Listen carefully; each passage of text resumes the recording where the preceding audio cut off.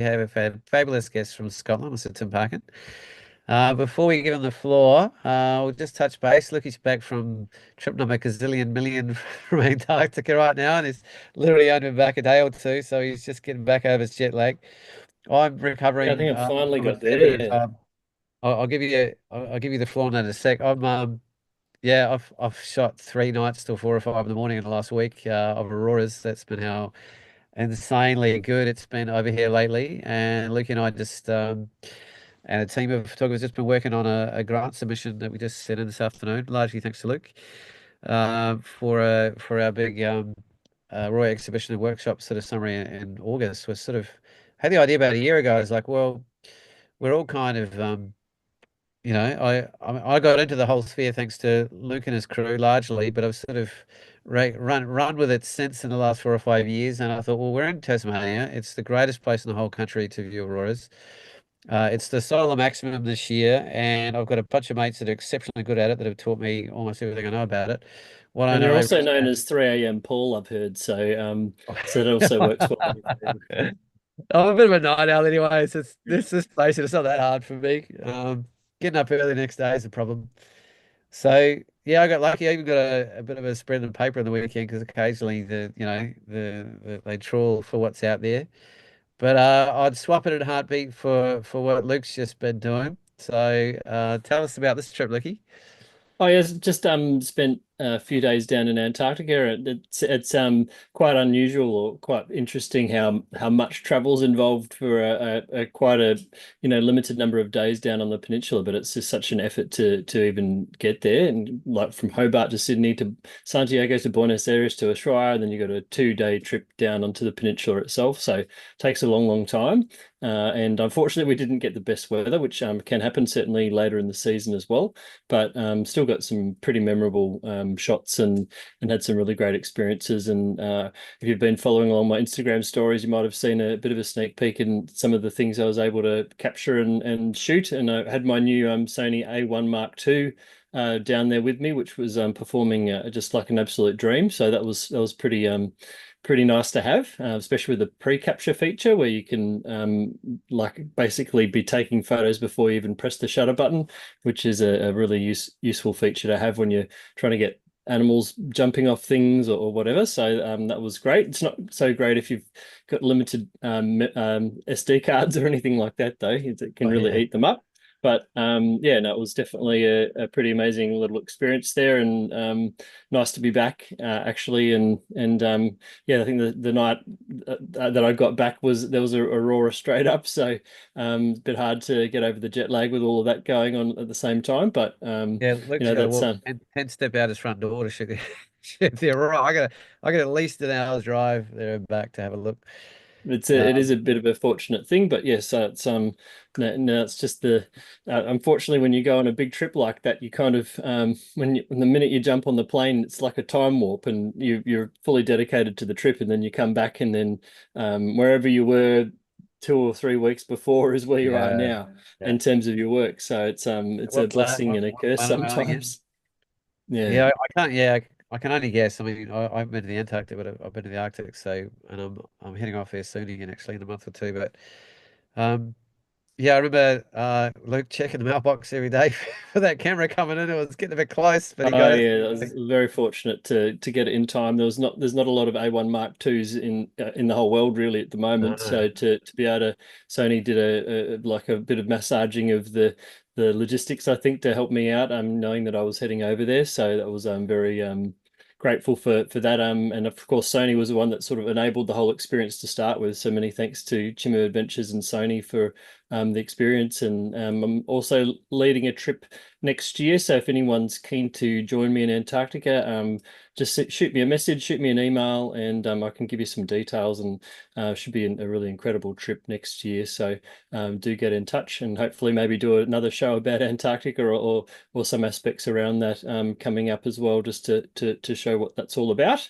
The other thing that we should mention is we've just clicked over to 2,000 subscribers on Talking Landscape Photography YouTube channel. So thanks for all those that have subscribed. And if you haven't subscribed, then don't forget to click on the button and join in and get some updates and know when we go live and things like that. And there's also our mailing list, of course, that you can subscribe to, which will give plenty of information and some of the workshops that Paul and I are running, as well as a bit of a sneak peek on what the episode's about. That's coming up. So yeah, do check all of that out. And yeah. Yeah, I'm just about to go check if Tim is subscribed or not. Oh, we're gonna have a word to him if brutal, he's not. brutal. He's probably our third or fourth time on the show now, I think. Um, before I go to Tim, I wasn't thinking to plug anything, but this lovely photo behind me, which I'm actually just doing a beautiful print of it right now, actually. Yeah, I'm heading off to Iceland soon on my way to Svalbard, and and I decided I was going to go on my own, and I thought, Lukey gave me the idea years ago, like when you go on a kind of scouting trip, sometimes you can open up to people, say, oh, do you want to come join me on it? So I actually have room for a person. On an Iceland trip, I'm going from the 22nd to the 29th of June. So just enough time for the F roads to be open. I'm going to do some Highland shooting, which I haven't done before actually, because last time I was there, none of the roads were open. And going to do some glacier tours, going to do some aerial photography, and I'm going to get blown flat on some black beach somewhere, which happens to everyone every time we get to Iceland, doesn't it, Tim? Then have to clean the Yeah. tripod out afterwards, which is a nightmare. Yeah. Yeah, and I'm doing us the other custom trip just before that. Actually, I'm going up to Shark Bay via Kalbarri and all the dunes and gorges on the west coast there. From the 2nd to the 7th of May, I've got one spot there if anyone's interested. And I've got two actually custom planes ready to go to shoot simultaneously around Shark Bay. That's the whole kit and caboodle of all the Wow. planes I've got there. So that's going to be pretty cool. But anyway, Probably no one better to go off and do that with, I would have thought, given Paul's like ability to win competitions and his knowledge of aerial photography. So definitely yeah, snap those I up. love it. WA too, yeah. I've got a sold out one after that with my good friend Scott McCook, which I'm looking forward to going to more out there places around Kalgoorlie and down the south coast and west. So I'm going to be away a lot of that middle of the year, which I'm pretty excited by. I was planning on coming back from Svalbard. Oh, actually, there's room on Svalbard as well. Actually, oh my God, Plug City. Sorry, Tim. That's when's that? I'm just That's getting jealous. I can't go to them. July 2nd to 13th. Yeah. I get jealous. I can't go as well, actually, Tim. But Yeah, that's my good friend Toby Story. That's on a beautiful 50 berth icebreaker, just really nice size to have the push to be able to get where you want to go and have the flexibility to not be tied to locations like a lot of the bigger boats can be. And really nice time of year. We should be able to get around the entire of the archipelago this time. Last time we went a bit earlier and the pack guy stopped us going around. Probably got to about 80 degrees north and couldn't get any further, which was pretty damn spectacular, by the way. It's kind of weird thinking you're one of the most northernmost people on the earth at any sort of time, because I'm not doing the hard yards of skiing across some of the poles like some of my friends. I'm just at a boat because I feel a bit spoiled. But yeah, things are changing up there. So I have a feeling that potentially the window for getting up there is not going to be as wide and varied as it has been in the past. So I'm pretty keen to get up there and make the most of it. But anyway, one last thing. I do have an exhibition on right now for those who are in Hobart, and it's a very beautiful one called Muchukuipa Takana. And it's an exhibition in consultation with the Palawa Indigenous community of Tasmania, particularly with the elder Teresa Sainty, who is the almost a professor doing a PhD in UTAS, and she's the penultimate kind of person for the Palawa language in Tasmania, and a magnificent human being. It's a collaboration with her and my good friend Andrew Phipps, and it's from a trip funded by the Bob Brown Foundation where we flew out in a chopper with Teresa and the head of the Tasmania Aboriginal Council, Nala Mansell, and did a beautiful film documentary on their relationship to country and got a lot of beautiful work. And my good man over here, Mr. Sharkey, was there with us as well.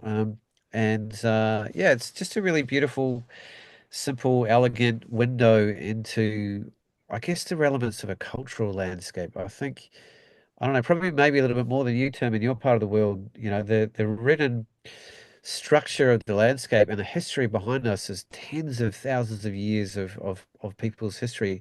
And it's so visibly and viscerally accessible everywhere you go, particularly in the Tarkine on the coast there.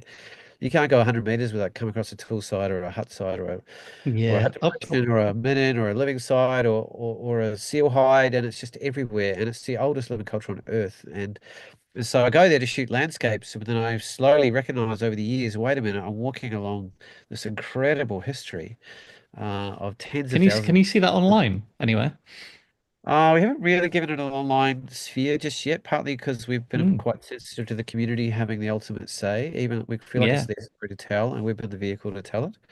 I think we're going to make the film online accessible, and Andrew and I were it'd just be literally interesting. talking about Yeah.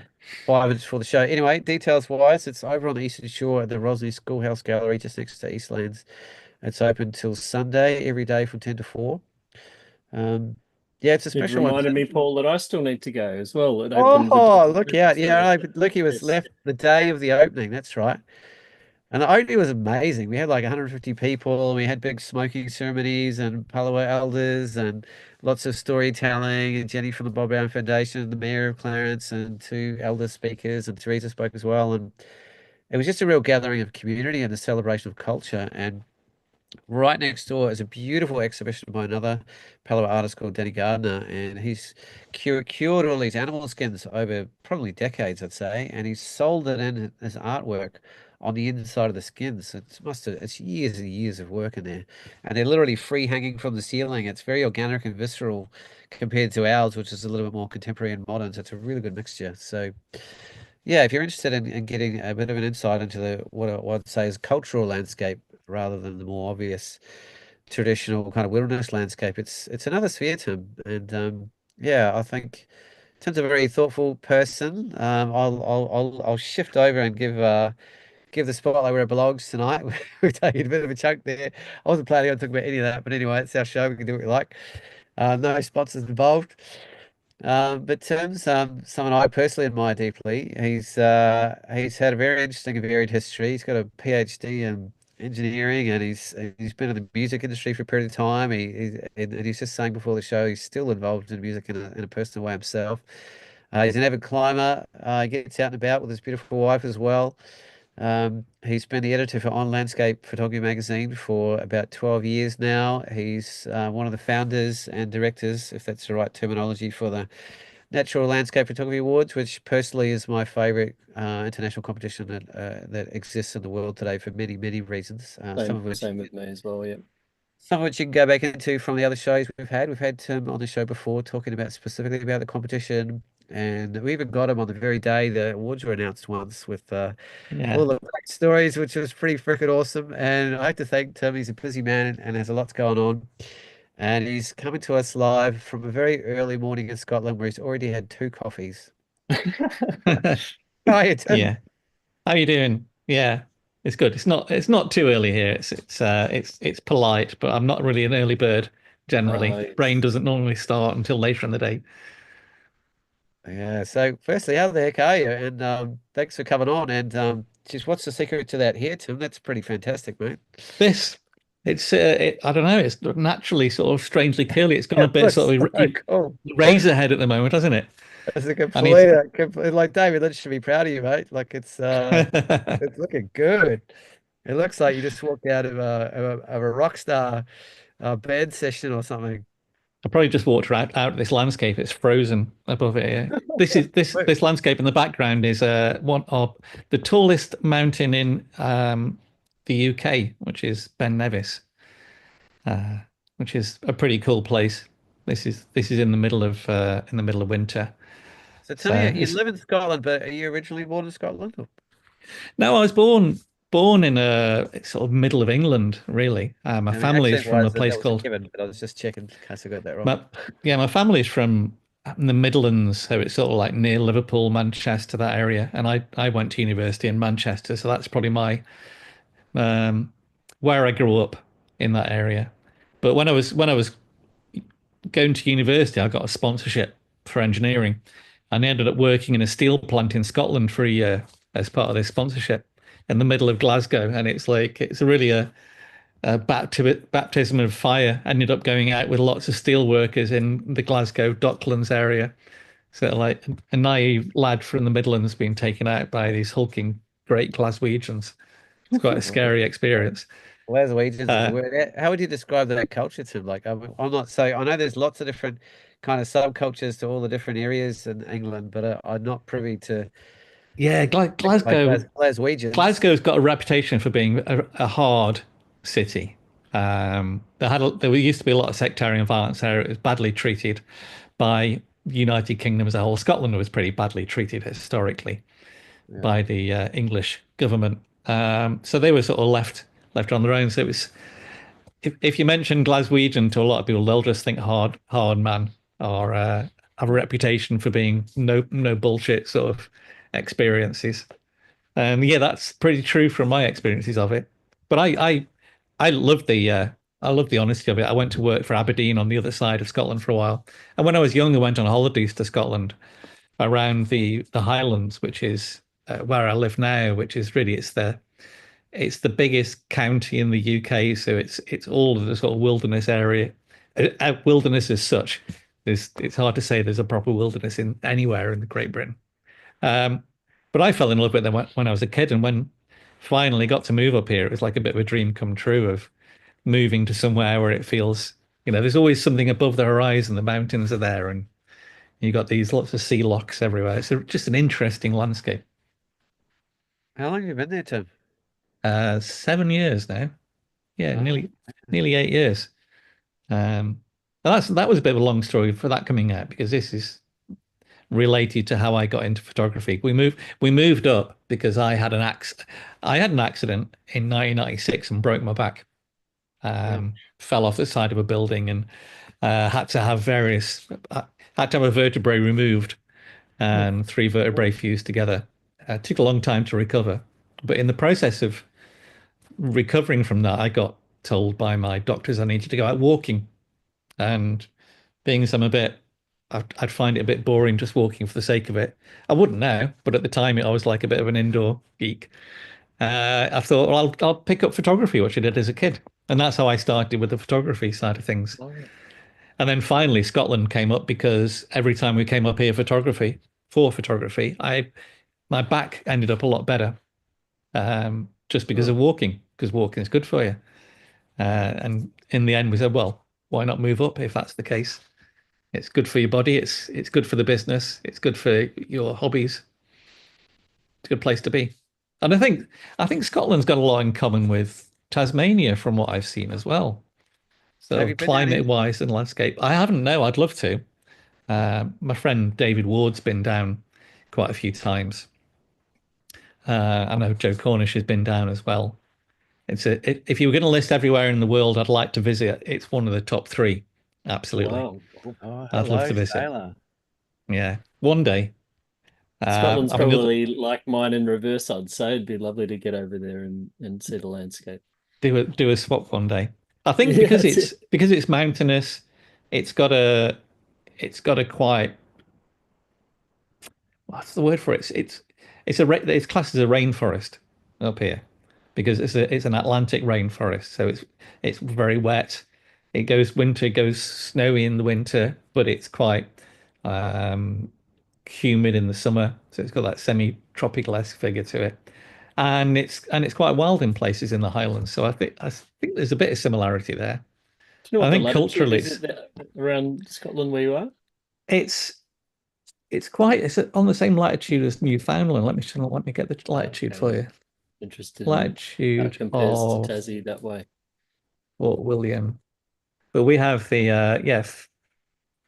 57 degrees.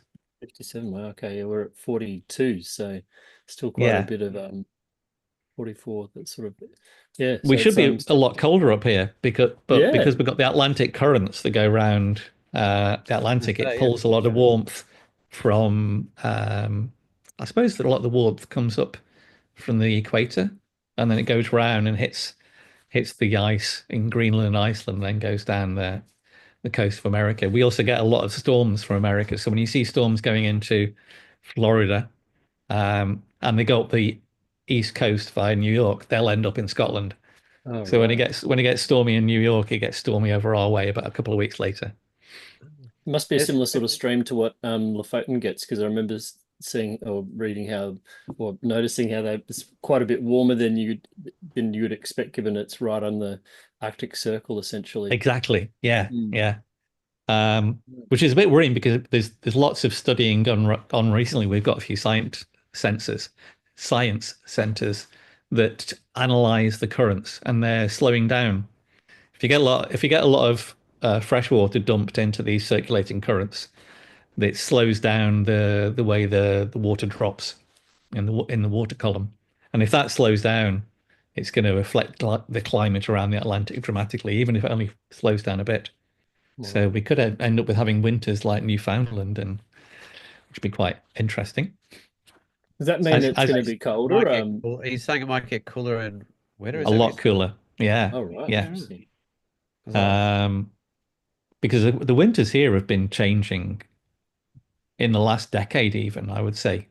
Um, we talked to a lot of the locals, and there used to be deep freezes happening on a regular basis. You know, the weather would come in, it would sit in a deep freeze for a month in the middle of winter. And you rarely get a freeze for more than a couple of weeks or a week now. This winter's been particularly terrible. We've had 1 week when it got really cold, maybe a week and a half. And apart from that, it's been up to 14 degrees in the middle of the supposedly coldest periods. Yeah, So it's it very sounds like a bit variable. like us in a way. We're having Grant Dixon, our friend. He laments the lack of snow these days compared to what it used to be like. So yeah, Yeah, they had our meteorologists in the area for the mountain leaders to talk about what it means for their businesses. And the big weather experts said expect more of everything, more rain, more snow, more heat, more wind. So there's just more energy in the system, essentially, yeah, wow.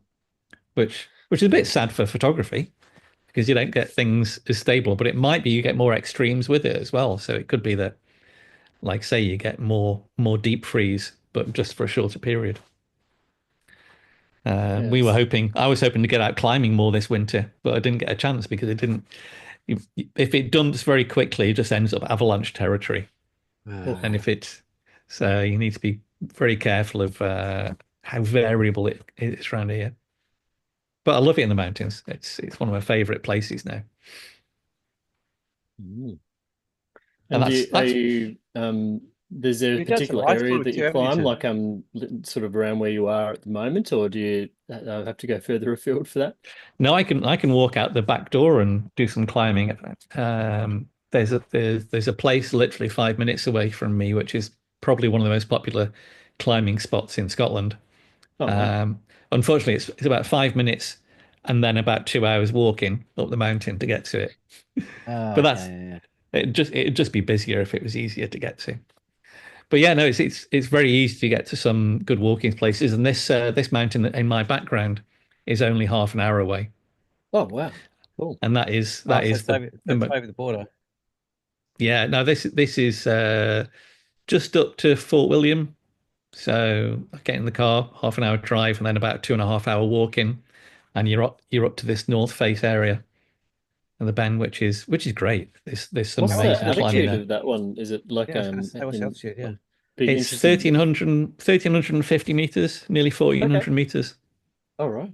So this is sort of similar to how Tassie's tallest peaks are. I think the 1600 is Ossa or something, our tallest one. Yeah, So it's it's different 1,617. sort of The mountain I scale. live on right now is 1,317. I Yeah, can really notice it too, Tim. Like I've been here 25 years now, and the mountain's kind of our cultural reference point for everything. We always look to the mountain, and wherever you are in Hobart, you can see the mountain no matter where you are, and all yeah, the weather comes from the mountain. So it has this really wonderful cultural space that it holds, and a lot of Indigenous history too, and a lot of lore and a lot of allure in terms of the recreational opportunities in Tasmania, very wrapped up in the mountain as well. There's 50 kilometers of mountain bike trails, walking trails, and caves, a beautiful place to go. So it's a huge part of living here, and the climbing is actually quite prolific too.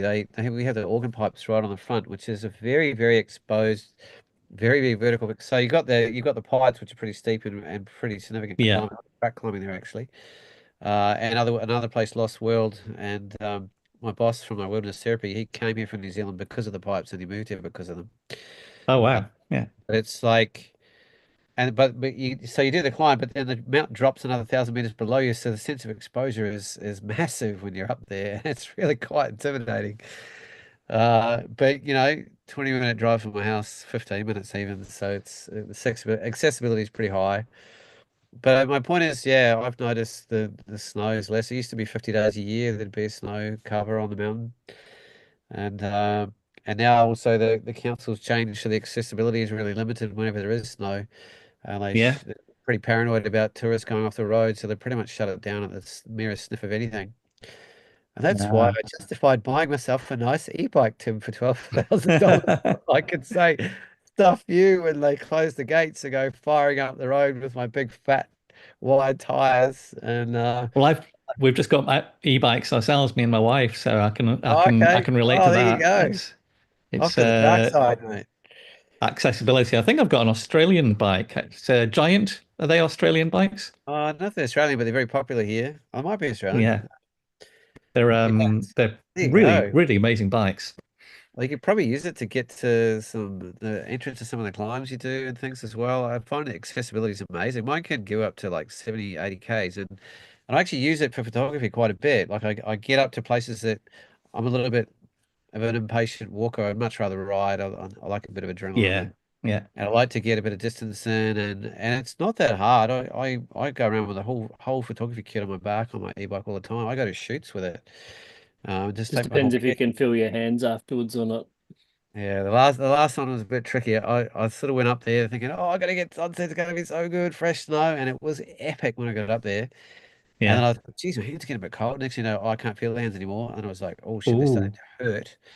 And then it got dark, and I was like, oh shit, I've got to get down now. And I was like, do I go down with my legs splayed out the side? Because I'm just sliding in the ice, like it's already yeah. dark, and there's freaking possums running in front of me, just about taking me out as well. And I was so cold, I was having to like I took my freaking socks off and put them on my hands to try and get extra layers. And of course, my feet are really cold. And I was like, if I go fast, I'll get down quicker. But then When the wind. the Yeah. wind momentum was actually killing me, and I was in so much pain. And I feel like an idiot. And it took a month before the pain went away, to be honest. So Oh, frost nip. literally, it Yeah, was out the that's back of my not good. house. I had my first close to frostbite experience. It was Yeah. a bit funny. Did Riding you a bike. did I was we like, have okay, when you go winter climbing, we get if you hold on to your ice axes too tight, it cuts all the blood off on your hands, and then when you stop to climb to do the next pitch, you get something we call them the hot aches in the UK. In America, they call them the screaming barfies the because it's so screaming painful. coffees. Oh Yeah, God. it's when the blood comes back to your hands. It's Oh, supposedly you get a few women climbers who say it's almost as bad as childbirth in terms of pain. Wow. So Shit. I've yeah, not I've I only didn't had get it quite that once. bad, but.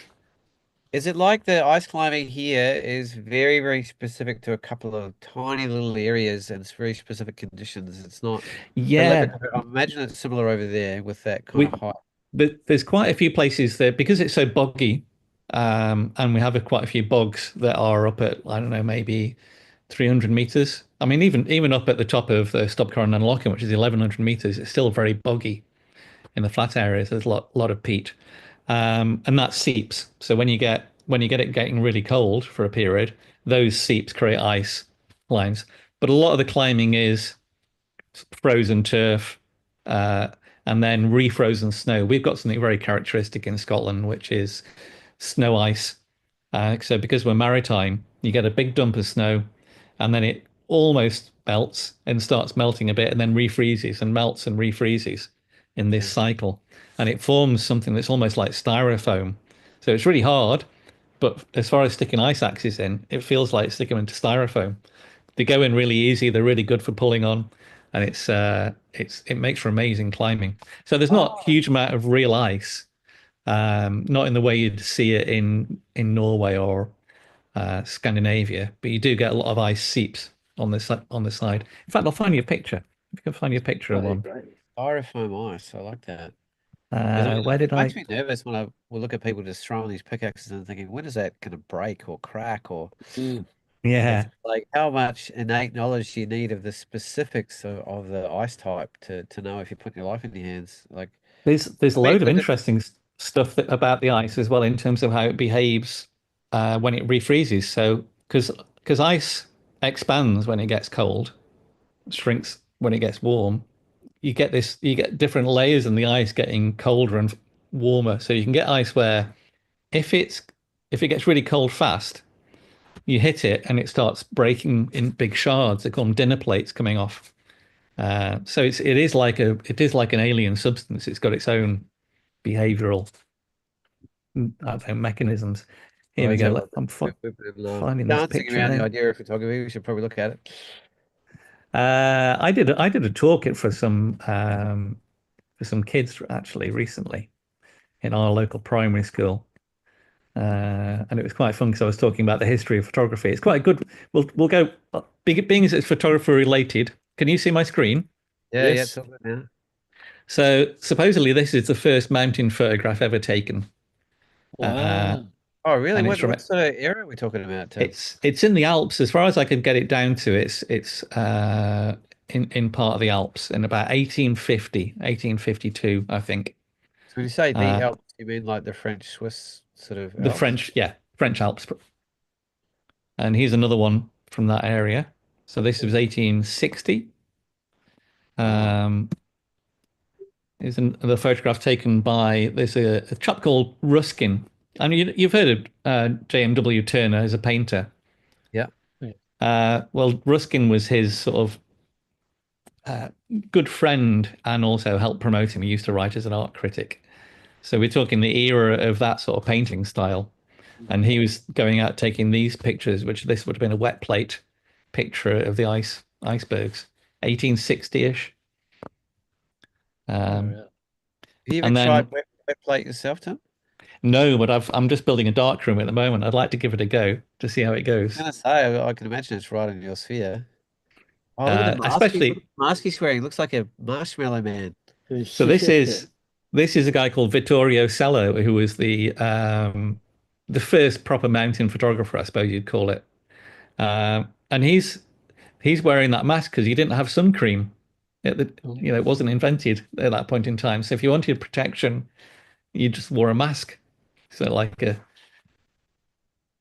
and then there's the size of the cameras he was using. Holy smokes. Oh my Lord. That's So insane. What a if you wanted commitment. to go out and do photography, you had to if you wanted to print that was maybe like 2 foot across, you had to take a picture that was 2 foot across. There's no Right. enlargers worked. Oh, larges, All yeah. all the material was too not sensitive enough to be able to enlarge it. I wonder how And many so photographs he's got accessible in a kit like that. Would it be like just 4 or 5 I plates or th something? I think you'd I mean these are on glass plates, so you'd have to have big cases for the plates as well. Hmm. And this guy went to the Himalayas with big bags. I Mm. presume that might be the plates in the far end. I don't know in the on the other side. I was just thinking Yeah. maybe that plate's on the other side, yeah. There could So be let's say another you, whole donkey laden up behind as well. yeah, I imagine if you got more than 10 pictures, it'd be hard to do because you got to take them and then develop them there and then as well. You need to take the darkroom up with you to do it. So it's Oh, a hell of a challenge. And he took pictures of the glaciers. So this is on the left-hand side. You can see this is a picture of a glacier in the Alps taken in 1870-ish, maybe, I think 1880, 70. And then the right-hand side is a modern day picture taken by the Geological Society. So you can see how the glaciers have disappeared over time since then. And then he also went to the Himalayas to take pictures. So you imagine taking all that gear up to Karakoram Mountains. so what's he done with that top one? Has he blended a bunch It's of it's a photos together? it's a stitch basically. So it's five. I think it was 5 glass plates, and all the glass plates are about 14 inches across. And then they've been stitched together. So they've been contact printed onto paper and then stitched together. And they had a recent show of these at the Royal Geological Society in London, where a guy had gone back and photographed it, as you can see in the bottom one, with modern equipment. And they'd blown them up to about 3 foot tall, and they were as wide as the whole room you walked around these pictures. Whoa. And the glass plates were just extraordinary for the resolution. They were almost as good as the modern day pictures. Oh, Jeez. I'll remind you to talk about that later in the show. That Tim was talking about some testing he's done with comparing film to digital. Yeah, well, that's there you go. There's me. That's me That's a taking a picture with classic. my camera. So how do you Uh, describe the setup you've got there, Tim? that there is it's an 8x10 camera, so it's relatively small in comparison with the ones that Vittorio Sella was using. But it's about 7.5 kilograms. And I was taking a picture of the side of a hill here in Two Glen tripods. Nevis. Two tripods and a couple of walking poles to stop it from vibrating. Mm. So the tripod in the middle is good enough. But if you're using a very long lens and you want the maximum resolution, even that, the camera vibrates and flexes enough to cause a bit of wobble. So if you want the absolute best, I was probably didn't need the walking poles at the back. But there's another example of how long it is. Mm. That is long. Why are the bellows so long? Because if you want to take a photograph at a focal length, with most lenses, you need to have the bellows as long as the focal length. So I'm using a 1200 millimeter lens there, so it should be 1.2 meters. It's a bit less because it's a slightly telephoto lens, but yeah, it needs to be as long as your focal length almost. And 1200 mil is only the equivalent of about 150 millimeter. Wow. Yeah, right. That's you need the conversion factors there. Is there anything else What interesting draws further? you to this style and genre and this kind of equipment, Tim? I can show you an example of what it does in terms of, we were talking about resolution earlier. Yeah. Let's see if I can find. Here we go. Here's an example of a test I did with phase cameras a while back. So this is a picture of the Three Sisters of Glencoe taken with this is actually off the digital camera, off a 150 megapixel phase one. And if you see the little square in the middle, it's got a white house in it. That's the little white house. Now this is taken from I think this is a 5D Mark III. I think so. So that's a 5D Mark III. That's with 150 megapixel phase one, and then that's with the 10.8. Whoa. Well, it's still outperforming, I'd argue. In Yeah, terms of it's not detail, terrible. Yeah, there you go. There's a good comparison. definitely more detail. Yeah. You could 60, is read that that one on the right. 60,000 pounds? Um, Really? Yeah. So the digital camera was a phase one digital back. It's 30 odd, maybe £35,000 at the time. Um, it was on the Phase QX, is the QT or XT, which is their high end, um, got all the gizmos in camera. And then we had I think it was a 23 millimeter lens on the front, which is about £15,000 for the one lens. And then the 10 by 8 was just with a 110 millimeter lens. So, so the 10 by 8 allows me to use some old film. I've got some old film I bought a while back that I'm still using. So the camera's cheap, but the photographs then become expensive. mhm. What sort of, So what, I mean, I'm sure you've released lots of different films over the time. Do you have a preference that you've sort of filtered it down to, or? yeah, I'll try and use Velvia for landscape for a reason that it does interesting things with greenery. Sure does. Um, and I'm wondering if I can find a comparison here to show you. I Do I was a have a Velvia comparison? shooter for about 10 years. Yeah. Do I have one here? The No. transparencies too. Here we go. I do. So this is a comparison from a while back, and it was an old comparison with a 5D Mark II. Now it's digital cameras have got a lot better since then for color, but you can see the sort of differences there. So this is the 5D Mark II, and that's the Velvia That's chalk and 5D cheese. Mark II, Velvia. Mm. And what Velvia's got a really interesting thing it does is it separates greens, and some of it is stuff you can't do in Photoshop because it it can see the difference between a chlorophyll green and just a green, so like a non-chlorophyll green. And it'll separate greens into a lot of the very rich greens will go greeny blue, and a lot of the greens that are warmer will go more yellow. So you end up with this situation where you get, like in the background here, you get this separation of colors. And the That other beats the other it. big, Sounds a bit like maybe it's getting a bit more of the infrared I color think it spectrum. does, yeah. Yeah. I think there's some infrared and some UV Mm. reaction going on. Uh, there's also some stuff going on with lots of fine detail. And I did this comparison a while back, which is I took a picture. Well, I used to take pictures with a large format camera, and then I'd take a picture with a digital as a comparison or a proof to see what it looks like. And I took a picture with these berries on a rowan tree on a mountain ash, and that was the picture I got with a large format, Mm. and that was the picture I got with a digital, zoomed in dramatically. And there are more berries in Yeah. the film one than the digital one. Oh, And the I reason for, saw that. I was like, oh my God. the reason for that is a digital camera's only got one in every 4 pixel that's red.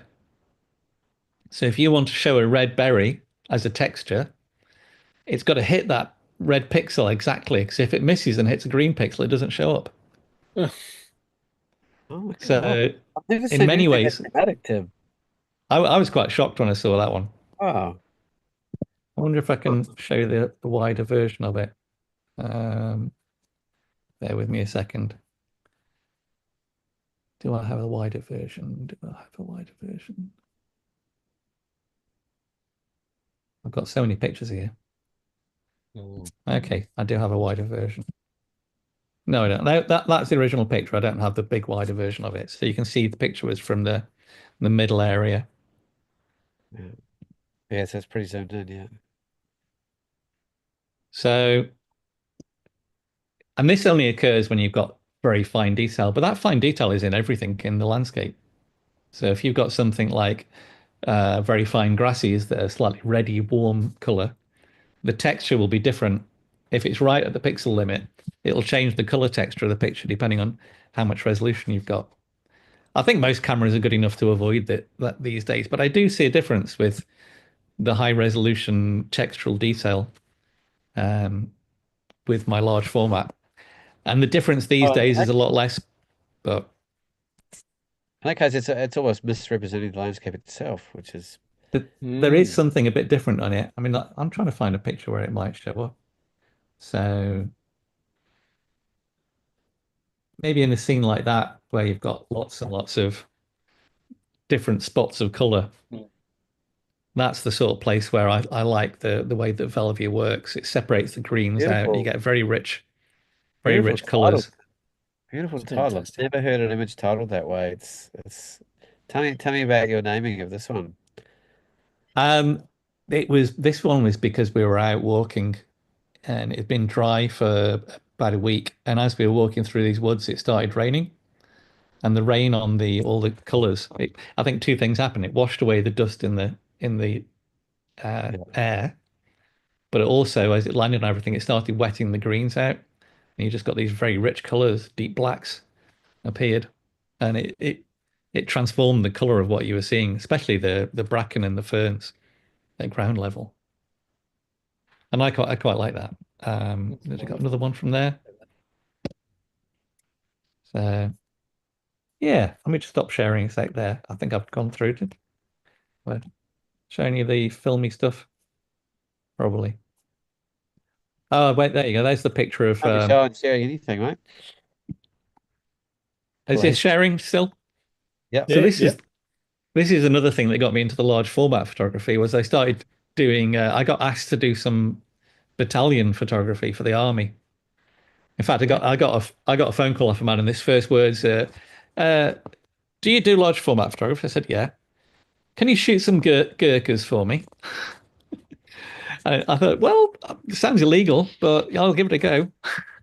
But yeah, my job was to turn up and take photographs of big groups of military, and I did it for about a year and a half, and it was literally turn up, spend 2 hours setting everything up, getting everybody in position, take 2 photographs, and that's it. But the stand that they're standing on is worth about 2 million because it's all welded together and approved because you really don't want to kill lots of or injure lots of military. And it would be half a day of all their time to take the picture.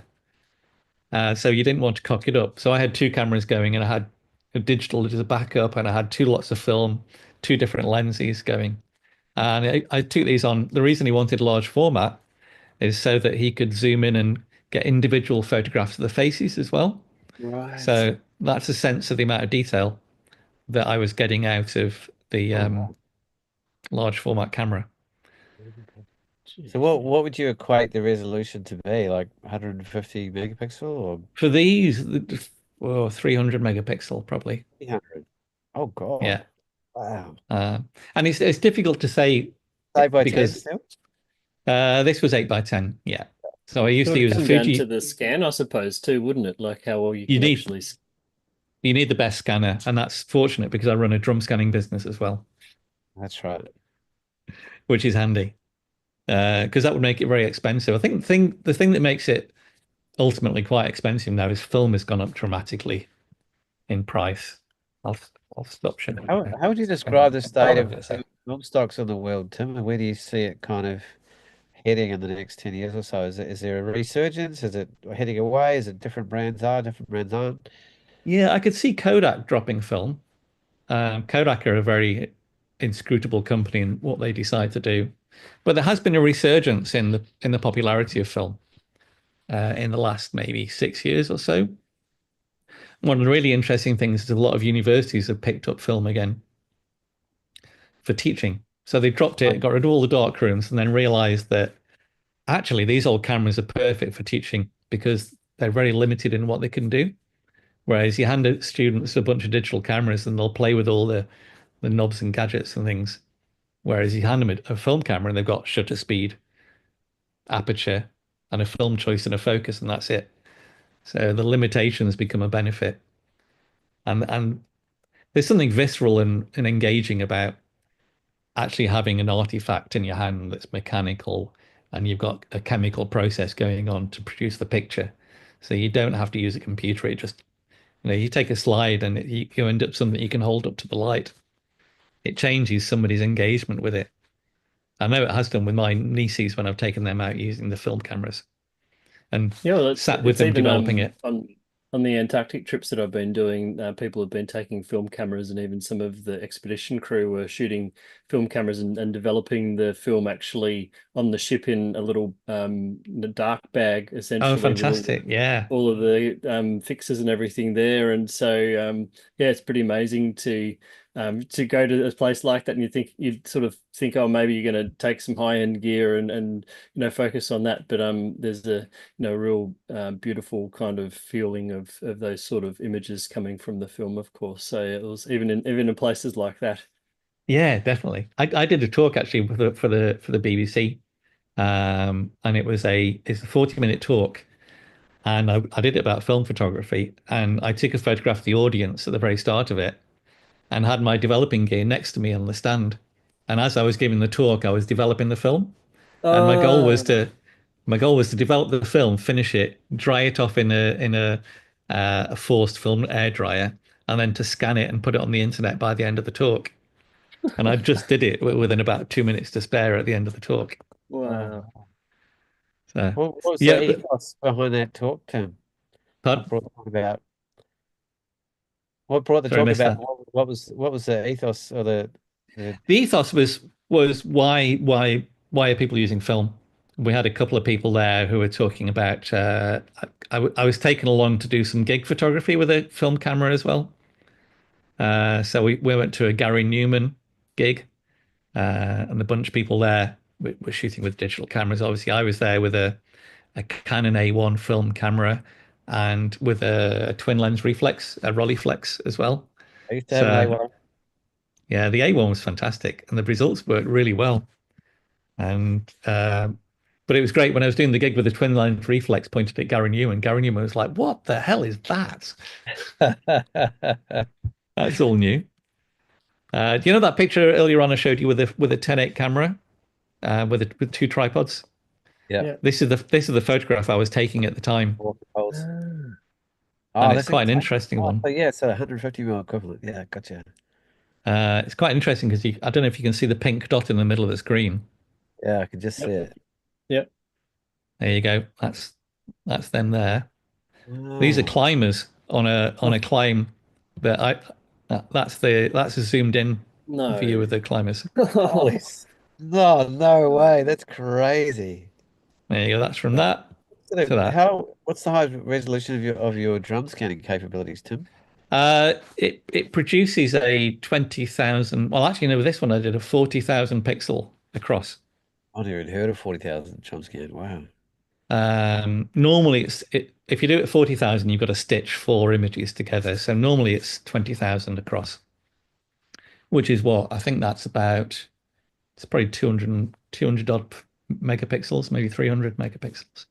You can sort of see why also you wanted to keep it so stable to get it that sharp for Exactly. Yeah. being able to Yeah. zoom in that much to Well, see. if you imagine trying to get a telephoto lens photograph of those two with no stabilization built in at all. And then That's that'd be a also 1200 at just least. nailing the focus as well. Just to, it must is it pretty? I imagine it's not very forgiving either, like in terms of depth of field. No, Have you I got the think shine I shot. flung? You can tilt it, but there was no advantage of tilt on this one because it was a pretty Yes, flat scene I'm looking at. it's all far away. Yeah. I think I photographed it f16, so there's a reasonable amount of diffraction still going on, but because you've got so much real estate, f16 is the equivalent of f4, maybe, I think. So yeah, reasonably small depth of field for a telephoto lens. Interestingly, when I was photographing this, I was um, I was laughing at it, thinking, "Look at those idiots up there. Who'd want to do that? Why would you want to go and climb bits of rock like that?" And it was only last year I led the climb that they're doing. Uh, The tide has turned. yeah, so it's a bit of and then I've done a few more on here as well. I think one in the top left-hand corner. There's the one with the below the tree, the very obvious rock. Another climb on. This is our local traditional climbing area. What is the rock structure, Tim? What's it made of? It's schist, so it's essentially metamorphosed slate. So it's really hard and featured, and it's got lots of quartz veins in it as well. Reasonably grippy, but a bit slippery in the wet. Yeah, because it's so varied, you can get really slippy areas that are very polished. That's, you're dealing with friction. You can just about go on a 45-degree slope if it's not dusty. But you do get all these strange seams, so it's very volcanic as well. So it's a I really, might be a really little bit characterful area. childish, but I just would keep thinking of like going, "Oh, the shit's getting real right now." All the time when I was climbing there. So no, does that Exactly. happen? We've got a Um, well, Tassie. We have an interesting line in the northeast of Tasmania where a projection of granite has come down all the way from the mainland through the northeast, and that's where a lot of the best climbing is in Tassie. And granite is just so superb. It's so stable. It's so grippy. It's such a reliable surface to climb on. I don't know what's more beautiful than that. a Uh, couple of friends of mine did a kayaking trip where they kayaked from Australia down to Tasmania, then all the way around Tasmania and back to Australia. But they brought all the climbing gear with them. So they yeah, stopped off on a couple of islands on the way to a lot of Tasmania, islands on there did some crossing. climbing around there, and then they climbed this. Is there a totem pole or something? No, there's a Yep. column in the sea, Yep. There is. a, It's a very a very famous famous one. one. Cape Hoy. Yeah, they climbed the one next I've to it. They the didn't do the candlestick is one. the one next to it, which is a little bit more accessible because it's only like a grade 17, but it also gets very wet and get a lot of spray, and it's kind of a cracky sort of climb, whereas the totem pole's 25 and a bit of a commitment. I actually went to climb the candlestick once, and I was so nervous the night before I didn't sleep, and we kayaked out there in little whitewater boats, and we got there and there's massive waves coming through the channel, Yeah, and we had to like go up on a huge rock shelf was the only place to land, and then somebody had to swim across to the base of it through the channel with a 15-meter rope, and we're like looking at the whitewater soup go. who's gonna swim the 50-meter rope, which weighs God knows how much when it's wet. And in the end, we aborted. It was insane. I think I that's think probably the scariest part of it is getting across the little strait with sharks everywhere and huge swells. And yeah, it's they they they, they did it with just about enough time to spare to get down. Do you know Paul That, Pritchard? that rings a bell. I don't know why. He's a famous British mountaineer, and he actually moved to Tasmania a long time ago, and his life was changed climbing the totem pole. He had the rock fall on his head, didn't Rockville he? and basically Yes, that's how I cave know him. with it, and we've become pretty good friends over the years, Paul and I see him quite a lot actually, and he's used, he's still a prolific writer, and still only has very minimal use of a large part of his body, and had to do a huge amount of retraining. And there's this beautiful story where he fell in love with his nurse, and they've married and now and have children. And I just got his book actually a couple of weeks ago Did from a he did he not go back and reclimb it? Well, got help to go up there yeah, again he's with done some so many friends. things. He's done Yeah, Kilimanjaro. He's cycled across the roof of Tibet. He's done all inspiring sorts of guy. stuff around the world. He really is. And Federation Peak even, which took like 2 weeks, which someone else might do in 2 days. Like everything's so slowed down, relatively speaking. Not so much as cycling, but yeah, he's. I can just imagine you guys getting on really well and having a lot in common, maybe for how you were you raised and the kind of grit that you have. You just always struck me as a person that has a lot of grit, Tim. Even though I don't know I you that well, I just get that feeling. And I think when you're talking about the boys and the steel workers and that kind of stuff, I was like, yeah, I can imagine the kind of I've got a grit. my motivation comes from really I annoy myself by saying yes to things before I think about them. So it's if I want to get anything done in life, I've got zero motivation. My motivation usually is like nothing until I get obsessed with something or I'm forced to do it. So there's only two ways of doing that. Is one I fall in love with something, which happens very rarely, which is like photography, music, those things. Or I tell somebody I'm going to do it, and then I think, oh my God, I've got to do it now. Uh, and a good example of They that got is you in trouble a few times. yeah, well, I'll show you this one if we can. Yeah, please. Oh Here we yeah, go. that's a Uh, sick deck. Oh my God.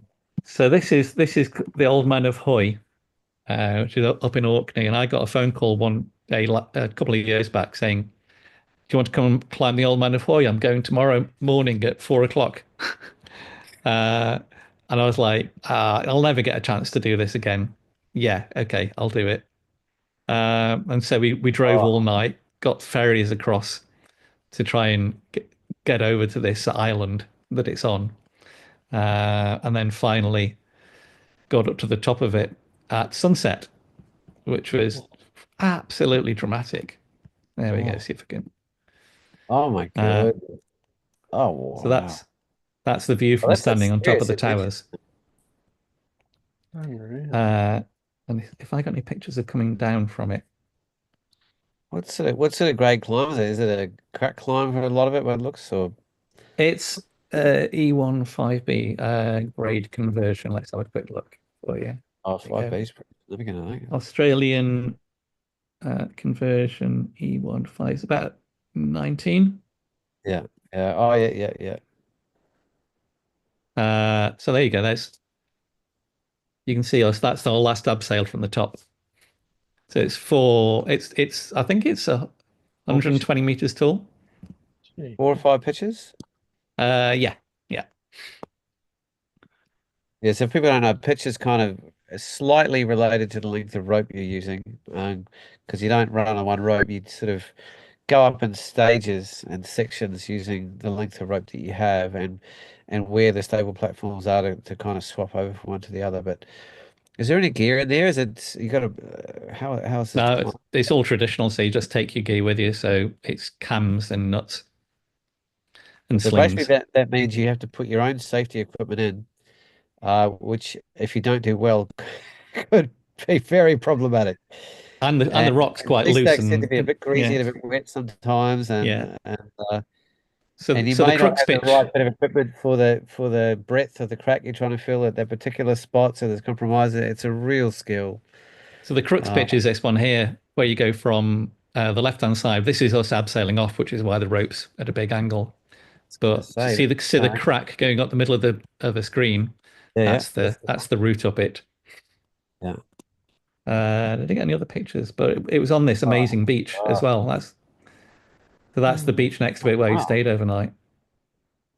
I'm not Yeah. sure if you have it in Tasmania. These are called bothies, so they're like basically huts that are managed by the community that anybody can stay in.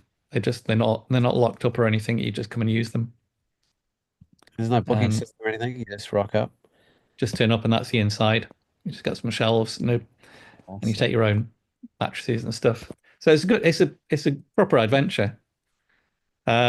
But I love the whole just saying yes to things. Well, there was a couple of good shots of the climb I wouldn't mind seeing, just to give you a sense of Let's that. see if we can go. Yeah. Oh, like the one on the right there in the middle. That's, yeah. Oh my God. Yeah. Coming off the end, like, These are the shelfie bits, yeah. oh. So 19, for people that don't know, is it's kind of like a lot of the multi-grade, the multi-pitch climbs. You don't tend to necessarily. You've got to be pretty game to go for a really high-end one. Sometimes they're graded on what's called the crux, which is the hardest part of the climb, because that's like the peak difficulty. And some climbs are really consistent at the same level, and some are like easy and they just have a hard crux. It's a bit mixed, but that looks scary as hell, Tim, to be honest. And I don't know how greasy it was with all the moisture from the maritime environment around, or bird crap. I don't know, like Yeah. crazy people swimming. There you go. We took the How dramatic drones. is that? Oh my God. Wow. Did somebody make a little film out of it or something? Or Yeah, friends took a drone. They were practicing for some films. yeah. Oh, Uh, wait, what a name. It sounds like a movie, doesn't it? Thought I had a few, but anyway, there we go. But yeah, one of the things I wanted to talk about was the motivation thing because it is something that really changes the way I end up doing things, and it's why I end up doing things like the magazine and the competition. It's because I look at problems and I think, well, why is that being done badly, or why is nobody doing that? And I think, oh, I'll just have a go at it myself because nobody else will do it. And then I'll tell everybody I'm going to do it just to make sure that I do it. Because if I don't tell people about it, I'll just give up on it. Yeah, And by the the time I've social. committed, yeah, Yeah, That's social pressure accountability. works. And that worked with the magazine. I was like, somebody should start a magazine that's actually not just about technique and gear. And that's how On Landscape started. And then How the would you scanning, describe the philosophy of the magazine to people that aren't familiar with it, Tim? it's it's to be what commercial magazines aren't. That's probably the philosophy of the magazine. It's to publish long form content that's too long for most people to read because it's not short and it will never attract advertising because advertising is targeted at beginner photographers. It won't do real sort of like techniquey how to use a camera articles because they're done online already and they're done well. So I want to publish stuff that will probably be too in depth for most people anyway because they're not interested in it or even if they are interested and they might not be interested in something else. So my logic was always to publish regularly and have a varied amount of articles so that somebody would like one thing per issue. And if I could do that, that would be me winning. Um, so that's two issues per month. So hopefully everybody will like at least two articles per month. And that was always my goal is to have that variety. And it covers things like you'd very rarely see an article on philosophy in a paid for magazine about, photography philosophy or talking about how poetry interacts with photographs or Mm. some of the film stuff because film never gets covered anymore really because it's out of fashion and there's no money in it. So nobody will advertise associated with it apart from the odd small business. so And there's I like a level of authenticity there, like it's you're doing it because it's interesting and not just has a commercial attachment, which is pretty amazing. I got very inspired by an article written. I can't remember who wrote it now, but I think it's called 1,000 True Fans. It was written probably in the late 2010s, 2000s. It basically said, if you can gather 1,000 people who really love what you do, you should be able to work a way of living from that group of people. Just providing something passionately that they like. And it works. They were talking about art at the time. If you had 1,000 people who love your art, and you can get them to maybe spend £10 or £15 a year on what you do, you've probably got enough money to live on, just about. Mm. And that was the logic behind it all. And I always thought, well, you don't need to satisfy everybody. You don't need to target the large number of people. And when we started off, I started looking at stats for the website to try and work out a little bit about what we should write and what's successful or not. And I very quickly realized that stats just lie to you completely, because you publish an article on a camera and it gets ridiculous amounts of views, because everybody wants to see what that camera is like before they buy it. And once they buy it, they want to justify having bought it by reading articles about that camera. So oh my God, that's so true. Yeah. So you end up with all these views, and then you write an article about philosophy and it gets hardly any views, but then you get an email from somebody about how it changed their life. And it's like that one person was incredibly satisfied with what was written. Whereas you mentioned the article about the camera to everybody, and maybe they'll remember it in a year's time, maybe not. That's so true what you're saying, even just from sharing photography online or social media as well, with the 1,000 true fans, and as well as I often think, you can get obsessed with numbers and algorithms and things, but at the end of the day, it's just having some impact, even if it's just for one person. That's ultimately what we're wanting to do with the work that we're creating, is having some kind of impact, or changing things for people, and making people think differently or reconnect with the yeah, natural if you're world. an artist at heart and you're not just there to make a buck, like it's and I'd say it's whittling down. It's gone both ways, isn't it? So the accessibility of photography is like nothing it's ever been in history, and it's just exploding. And there's a billion photos a day getting uploaded or something. Wow. So the caliber is lowering, but the spread and the accessibility is just insane. But like Luke and I just having a big conversation yesterday, like how many relative to like we're some of the only full-time photographers we know in this part of the world, because whereas 10 years ago I could name 100 um easily, and it's kind of like you've got to be, if you're an artist at heart, it's and less than a businessman, like any sort of small business, I guess it's kind of like you've got to find that dance. And how do you stay true and authentic to your artistic expression and the reason and the motivation you have to take images in the first place with the commercial realities? It's not a new conversation, but I imagine it's woven around a little bit with you. Like, how do you justify, maintaining your magazine without that sort of clickbait sort of style, and the sponsorship from different companies and the generic kind of things that run a lot of other magazines and public publications? And how is it just your steely spine that's kept it going? Has it got a community with a big enough momentum wrapped around it to support it, where it does sustain itself quite well? Like, how would you sit with that, Yeah. Tim? It's between me and my wife, we run, I think it's 6 businesses now, doing different things. Yes, you got the drum scanning, the on landscape, the NLPA. Yeah, Like, what else have we got happening? NLPA. Email at these. This is the latest business, I was which going to is say, I'm glad you're not pulling out a I've got typical to It's like a Canadian, mate. green screen. I've got to turn off this background thing. Let me just get rid of this for a second. Give them on. There we go. So midge nets, you've seen midge nets before, I'm sure. You use them out there. But one of the problems with midge nets I've had is you can't actually see what you're doing. So if you're climbing, for instance, you can't see the footholds. And if you're out Yes, using the you camera, might it's very die. difficult to see the back of the screen. So I thought it'd be a great idea to build in some Ah. Oh, safety glasses I love it. into a midge You net. know how Tim said he likes doing things his own way. Ta-da! So I spent about a year trying different safety glasses and different glues and stuff like that to try and work out how to do these. And in the end, came up with something that was robust enough that it could handle everything. Um, I was going to say, and because after, those traditionally they're not that robust. They wind up yeah, like they get so holes easily and these are quite good. The midge nets now they're quite strong nylon material, but they're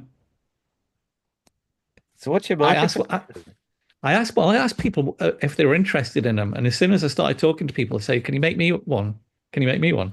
And it was like, "Okay, I'll put a few, and I'll put a website together just to advertise them." Uh, and last year, I launched them probably around June time. Within a month, I'd got the review as best new product in one of the walking magazines, Wow. and it managed to pay for my electric bike and half of my wife's electric bike within sort of 4 months. Oh wow, yeah. Electric bikes aren't cheap either, people. In case you're wondering, Yeah, so that was amazing. So that's another business there. I have to grab one, mate. If I go, yeah, I was in Fiordland last year, and it was.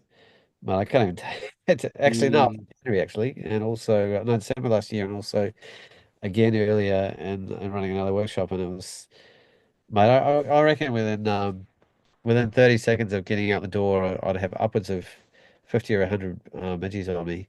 We call them With these sandflies in New Zealand. I guess they're sandflies, pretty yeah. similar, yeah. Sandflies, I midges. I don't think they might be a form of midge. I don't know actually, They're but the yeah, worst though I've because been Is it a big thing in Scotland? the bite isn't as bad when it happens. It's like a week or two later when they just Volume in itchy. them. Yes. Oh, yeah. Horrible. Oh, they do look like a midge, yeah. is it, But what, is it a Scotland thing? where the midges in Scotland are they're also in Iceland and Norway.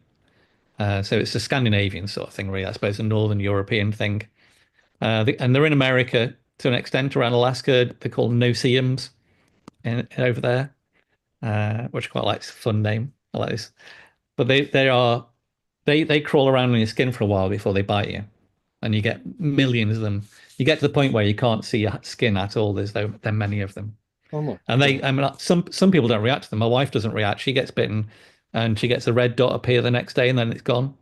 Whereas I've got scars on my arms from being bitten by them, so I'll do anything to avoid them. Oh, Uh, and they're not too bad normally because if you just get a wind, like any wind over 4 or 5 miles an hour, and they can't fly, which is great, and they don't like direct sunshine, so that's good. But you can imagine what it's like in Scotland. It's overcast and raining, so they do like they do well in Scotland. I think they're a bit feared. I'm not sure. People from what I've been told, the sandflies are worse.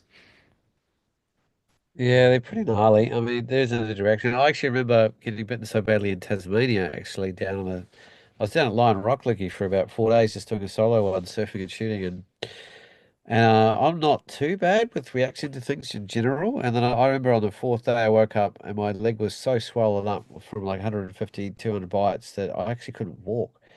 And I was Wow. stuck down there for another day. I just had to seal myself in my tent for a day and wait for the swelling to go down so I could actually walk out.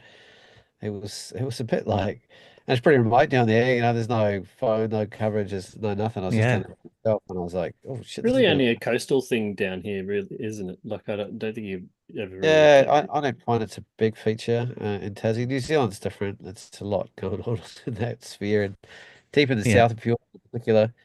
Another person I think you'd really get on with is Grant Dixon. He's another Yeah. sort of steely character that loves the outdoors and traditional shooting, and he's pretty I adventurous like and Grant's work.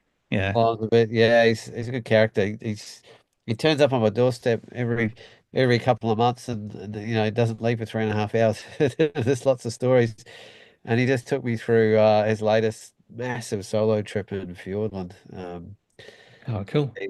He's done it. I mean, Fiordland's a really crazy place to navigate on your own. Like Mm. it's insanely mountainous and the worst midges in the world, and crazy river crossings that can just get you stuck for Some of the weeks. worst weather as well by the looks of it. And some of the areas where they're 5 meters of rain a year, like Yeah.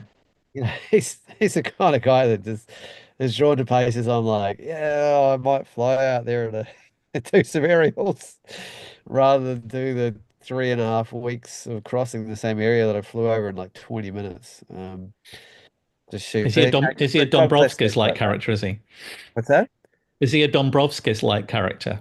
sort of like just disappears Yeah, into the wilderness for long periods. And I mean, his whole career is around land management and working for parks and wildlife, and he knows the landscape of Tasmania. I'd argue probably better than anyone alive because he's walked more of it than probably anyone alive. I argue there are some incredible walkers here in Tasmania, though. People in their 80s that are still doing, 10-day yeah, walks with extreme remote places. It's a really hardy bunch, and that's kind of where that Scottish Tassie crossover, I think. There's a bit of steel in the walking and the outdoors community here, and there's a very understated culture. Nobody sort of blows their trumpet. They just go and do the yeah. hard stuff, and you wouldn't know about it, and they wouldn't tell you.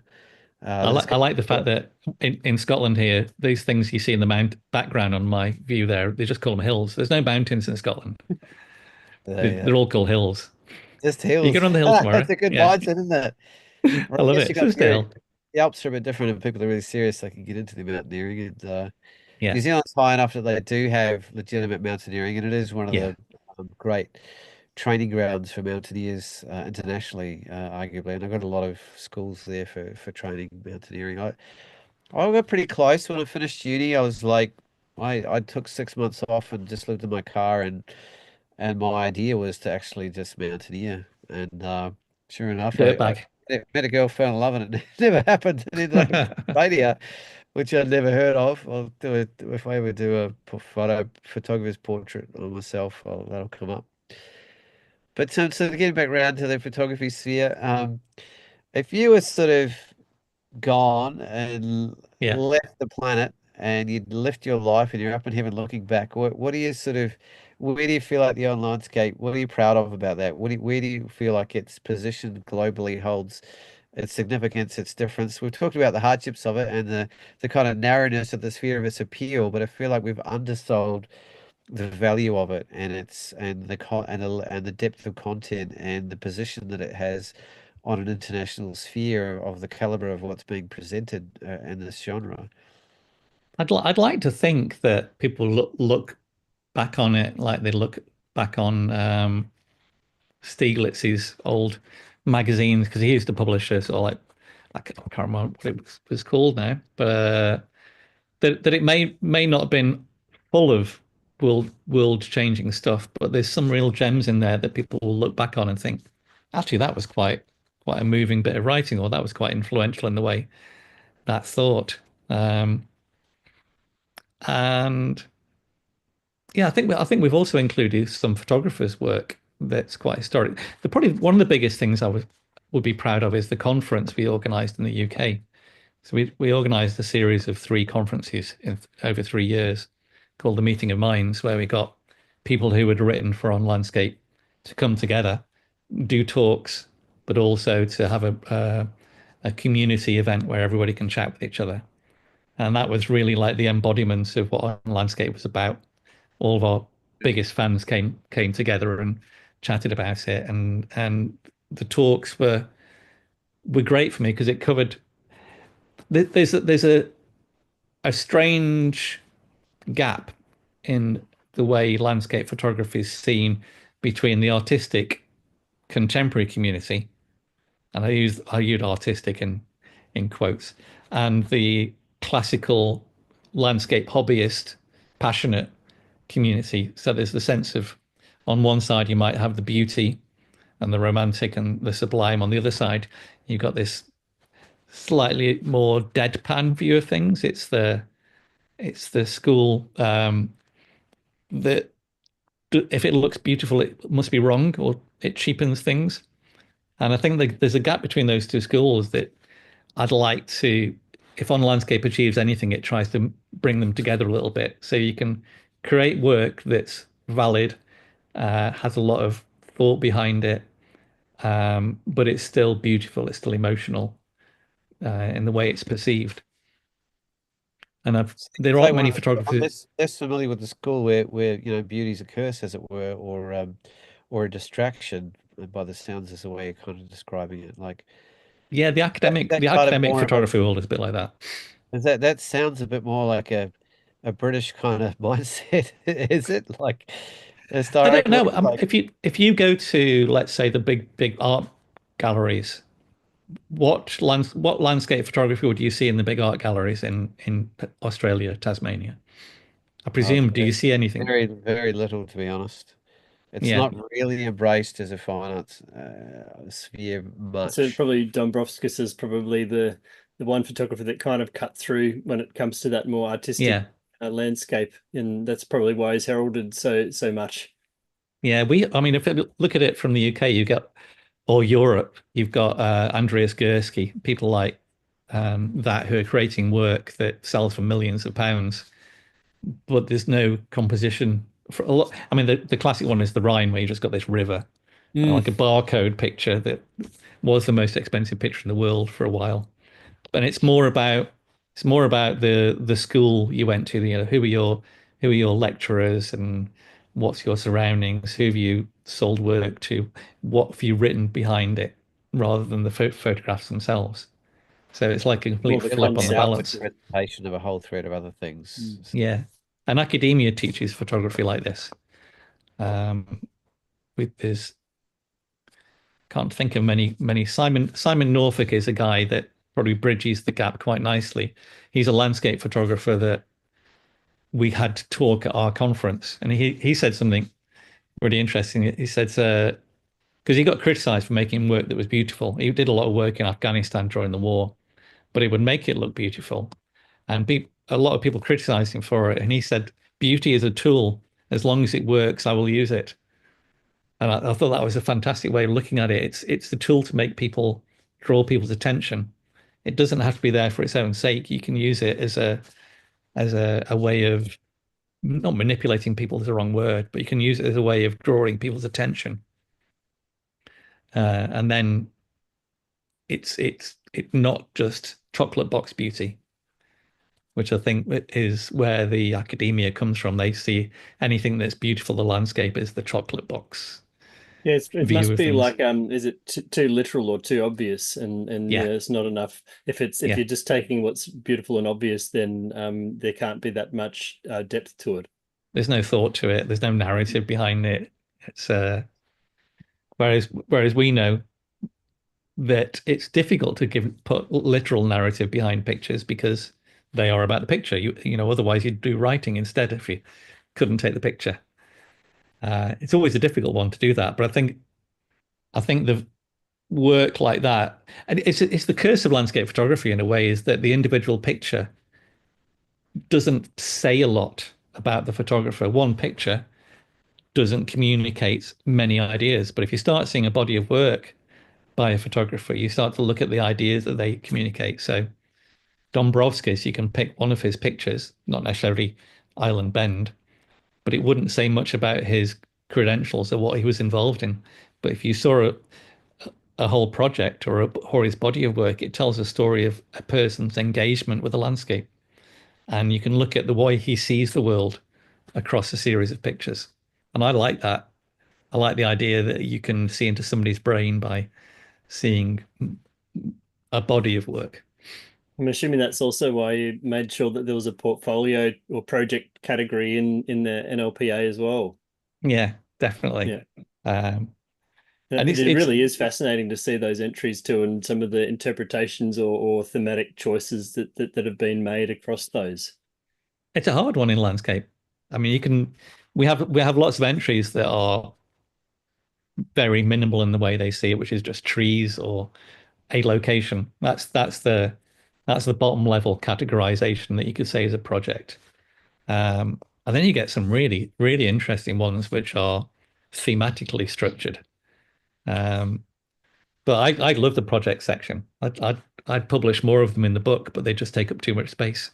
Mm, that's all right. Yeah, that's it is fascinating to see, and I think over the years, quite a few of my friends have had success in that project area as well. So it's been good to see that as well. So I think I was at Yeah, Tim did well. I think one year. oh, yeah, Tim, my friend David, talking about OzGeo, which is Oh yeah. one of Luke and I's favourite competitions over in this sphere, the Australian Geographic Nature Photography Awards. And again, it has a bit more of a scientific kind of culture and background behind it because Yeah, it makes it quite scientifically orientated.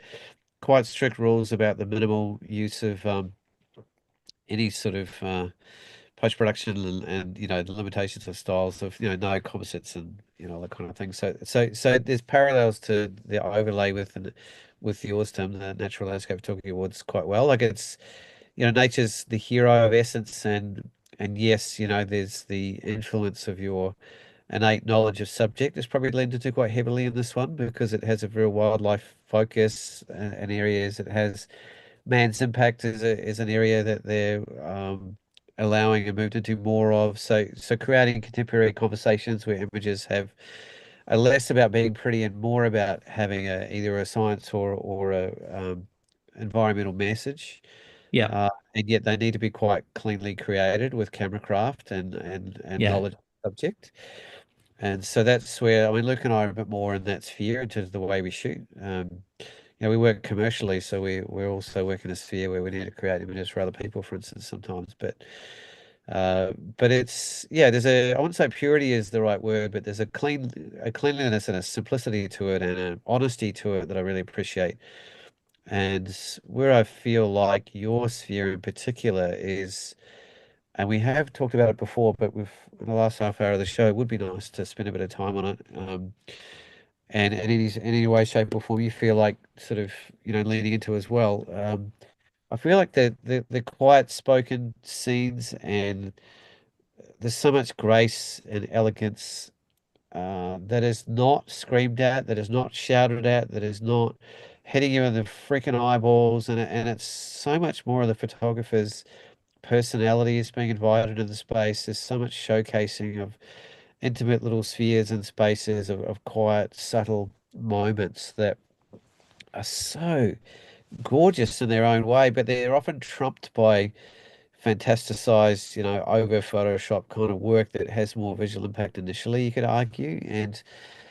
And the other thing about your particular competition and the way you run it and the culture you built around it is the huge amount of acknowledgement and support you give to so many different people. So usually there's a triangle where, you get thousands of people entering and you only really see anything said, heard, or spoken about the top 10, 20 people, and the rest of it's just lost in the ether, and all these people are left with a certificate or a grumbled sense of I got nowhere. Yeah. And I don't know, there's no competition in the world that I'm aware of that will spend so much time showcasing all throughout the entire year the quiet spoken images in the background, the ones that didn't quite get into the top, the ones that are so understated that other people might miss, and or photographers that haven't been heard of that are given voice when really the projects they're doing are really quite deeply thought through. And it's a huge commitment, and I think it's partly why it stands out to me is somebody, and I imagine a lot of it is you, is spending the time over an entire year to showcase and acknowledge all these other people in the most beautiful way. And I don't think it's anyone else doing that. And it just says so much about how you stand behind the ethos behind it. You're giving voice to these people, such a broad range of people, rather than a lot of the competitions where you get a lot of similar winners that are all kind of just jumping around with the same images, Yeah. the other, and I like it.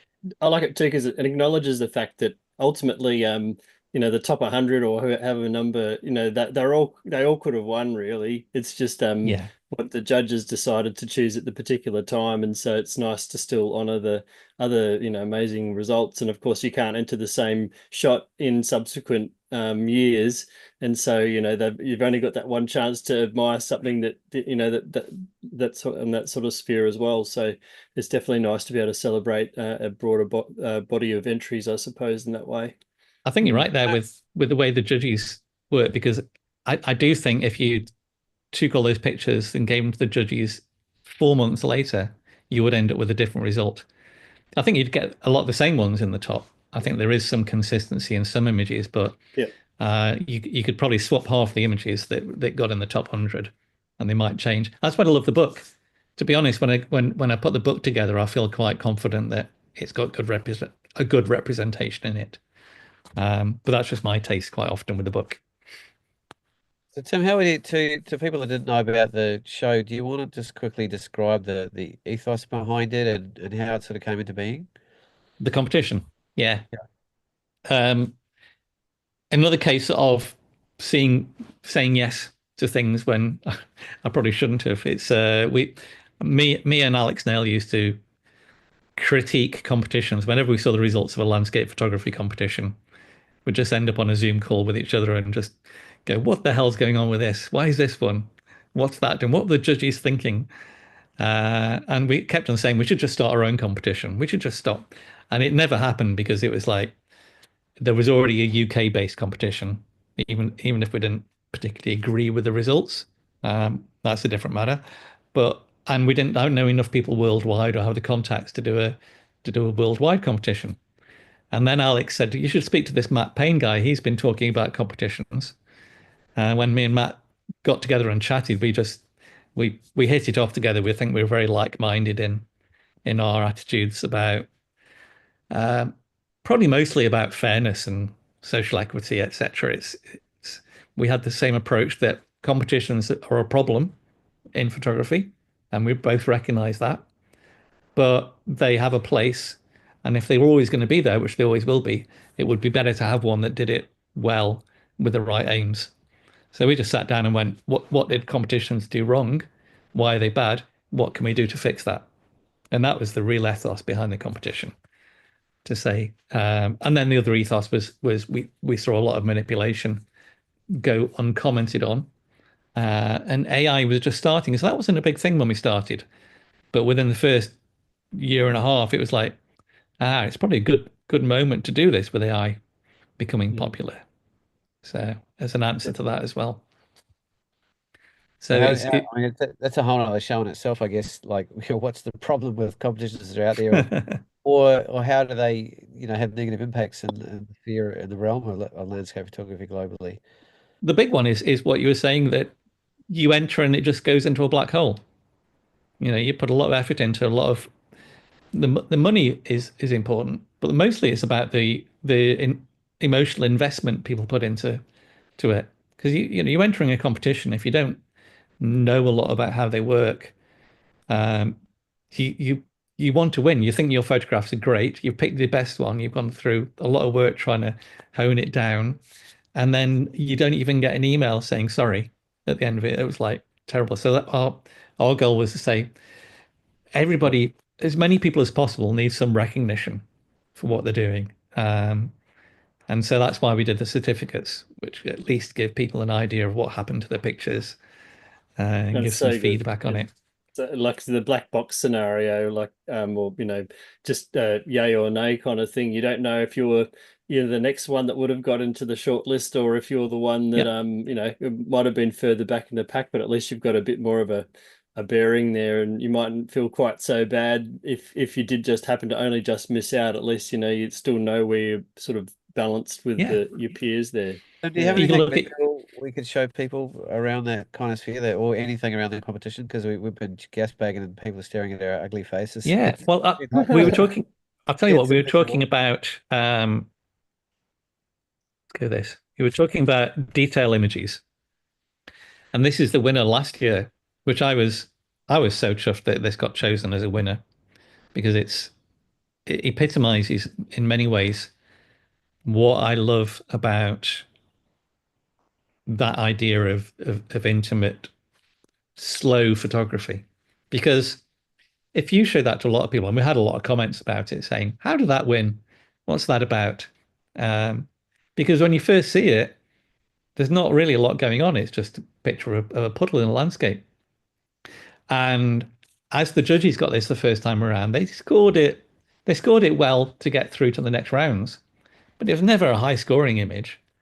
But it wasn't until we go back with the judges a few times. So they score things, then we go and pick the next subcategory of how many, then we give it back to them and say live with these for a bit. And here are the top ones the other judges chose, and then spend a bit of time with them. And this image started percolating up to the top as it went through, to the point that somebody chose it as their favorite. One person, the other people didn't really mark it that highly at all. But when it got to the finals and people spent some time with it, before the final live video session, we give these images to people for a week to spend some time with. Oh. They fell in love with it. They fell in love with all the little details of it and the depth to it. and the little fallen trees in the background and the small bubbles and the way the light changes throughout the picture. And the atmosphere is incredible. Yeah. And it's Uh, pretty deeply emotive, and that really understated, almost like monotone, but it's the perfect hue. It really is the perfect hue to give this It, elegant it's it's dark. interesting too because society's been conditioned to see images for mere seconds and make a judgment call and then they scroll through to the next one and so if you're having a judging process where you're able to actually sit with images for that long and actually get a feeling from them and you can sort of pour over it and notice the detail. yeah, Even people analyzing the results don't even look at it that way. They're still flicking through the images just like they would be scrolling through on Instagram. So I can see how exactly. there'd be that disconnect there with the opinions of the results there. I wrote an article about it in the previous talk. I think I talked about it the last time we did a talk about some images that there was an image of two condors flying over the Patagonian mountains Mm. that got the highest score for individual judges in the first rounds, and yet an image that scored quite a bit below it got through to win. And that was the same thing. It was like the amazing pictures sometimes have a good visceral reaction, but once you've seen them, they don't offer a lot extra. They don't offer a longer, intimate detail. You don't. There's not as much depth to them, and you get the How much same do with you a think lot of that's volcano pictures. how much do you think that's a reflection of your particular judging process and the overlaying and the length of time that the judges are given to like, because I find, because I judge a lot, as you know, and it's quite different, the spheres you have. Basically, almost any image that's up for a longer period of time ends up doing better because people Yeah. start noticing more things. There's more time Yes. for the subconscious elements and the emotive elements to move through you, to bubble to Yeah. the surface. The less overtly obvious things need that space to simmer and to ripple through into the conscious kind of sphere of that you can translate it into a form that you can argue with other judges and bring them along for the ride, so to speak, to help them see what you see. And time is a huge factor in that. It is And I'm, absolutely. I'm famous for judging, whereas I will use every single second I have until I almost get told off to sit down because I feel like I know enough to know that there's elements in certain images in particular that they need a bit of time and space to simmer through. And there's only Yeah. so much I can process cerebrally in a short period of time. And so, yeah, I'm curious. Like, I mean, you probably have debated this a lot in terms of time, that deliberateness of how you design the process to allow that to happen. And I don't think that's that common in a lot of the judging processes that are out there. And I think It's I've it. been involved in a lot of live ones, which are a little bit different. And I think you've got a live sphere in terms of that video interaction and that international interaction you have when people come together. And I there had is it feedback. experience this from the Wildlife Photographer of the Year because they have a week-long live judging period. Unbelievable. So yeah, so they on the Monday everybody gets together and they start going through categories, and they might do a couple of categories per day for the bigger categories, and that is just to bring them down from maybe about 50 images to 8 images. So, and then by the end of the week on the Friday, they've got their top three for each section, and then they choose the winners on the last day. So they spent an enormous amount of time with the pictures at the end of that, as well as the time that they've seen beforehand when they've been going through them. And I wanted to replicate that in some way without having to spend tens of thousands of pounds on judges because it's such a commitment. Judging is. It is. And Um, the in person stuff is a huge commitment. Like, one of the probably my favorite competition here in Australia has been the Australian Photographic Prize for the last few years, and that's kind of been a spin-off from the head jurors that were doing APAs before that, the Australian Professional Photography Awards, and that sort of crumbled and fell through. And the community that wraps around it is incredible. And so to me, and the live element and the print element is just yeah, superb to interact with. I can't even tell you what a joy that's been in my life for the last 15 years is doing live print work, print judging. It's because it's a whole other craft again, and it's I'd love to see that as well. Yeah. really how this genre deserves to be represented more than any other way. It's yeah, and it is another craft. Like you can have a great image, and if you don't know how to translate it into print well, that can catch you as well. So it is another craft that takes years to learn. And there's a fellow over here called Les Walkling. I've spent years I know training with. Les. Yeah, Les Walking. Do you know him at all? I've Have you met spoken to him? him a few times. Yeah, Oh yeah, he's a character, mate. He's a doctor of philosophy. He has huge fine art history, and he also has one of the driest technical minds of any man I've ever met in my life. At the same time, it's like three humans wrapped into one, and you can melt your brain hanging around with him. But I learned all my printing off him, and so I learned to print myself, which took a long time. But it's another beautiful craft. But I guess, and I have to say, like we just had a meeting just a few days ago about the next version of the APP, and they just got to a point where they just couldn't justify the physical reality of the live print judging, and they've moved it yeah, to an online sphere. And it's kind of like, oh, and everyone's like, oh, because it's not just that, it's about the opportunity for the physical community to come together and all the stuff that happens around the sphere of the event as well. So they are yeah. having a physical awards night, and there is an invitation for everyone to come there, but the judging is going to be done remotely, which in my case worked because I'm going to be near the North Pole somewhere and I wouldn't be able to judge at all otherwise. I missed the whole thing, but it's It couldn't is tell you difficult the like that. value it's Yeah. given to me as a photographer, as a person, as understanding the depth of character behind the people involved, and the stories behind the images that you get to ask about, like, in person, and the translation and It's all that. inspiring when you see people's commitment to photography quite a lot. That's what I found about the meetings that we've had together is you see how invested people are in the work that they do. And there's so much more than just the image that is shown at the end of the day. So speaking to that, like there was a conversation Tim and I had briefly about coming up with a title for the show. One of them was like how to not win photography competitions. And Yeah. one of those things is if you are coming in with all this emotional investment in your image and you have this huge story behind everything you went through to create it, and the judges have no access to that information, and it's not a part of the process at all, and you can lose your critical space around the impact and the narrative of an image with all the emotion you've wrapped around it yourself that is not translated through. And also, there's a lot of commentary, Tim, I found over the years with the different judging I've done around titling and giving verbal narratives around images as well that are or are not included in certain categories or certain competitions. And that can completely transform the way somebody sees or shapes the way it's viewed or gives Yeah. understanding or scientific knowledge to the techniques used that they weren't aware of. And so there's all these different shaping forces that are beyond and around just the image itself that you can choose to include or not include. And I think the time structure is really significant that you've sort of enveloped around yours as the space is very significant and it can really influence the shift of what rises to the top because I wouldn't say clickbait, but the obvious visual impact sort of grabs you instantly, but if you don't have the time to slow down and think what's beyond that, or what else is coming to the party, or what narratives behind it, what thought processes are behind it, what techniques are being used here, which obviously is a little bit specific, genre specific knowledge wise, and you needed two judges that have at least access to that kind of knowledge to be able to reference and recognize it when it's done well. But it's really different. This I can imagine that all the different competitions that are out there, and I'm involved in quite a few. What rises to the top is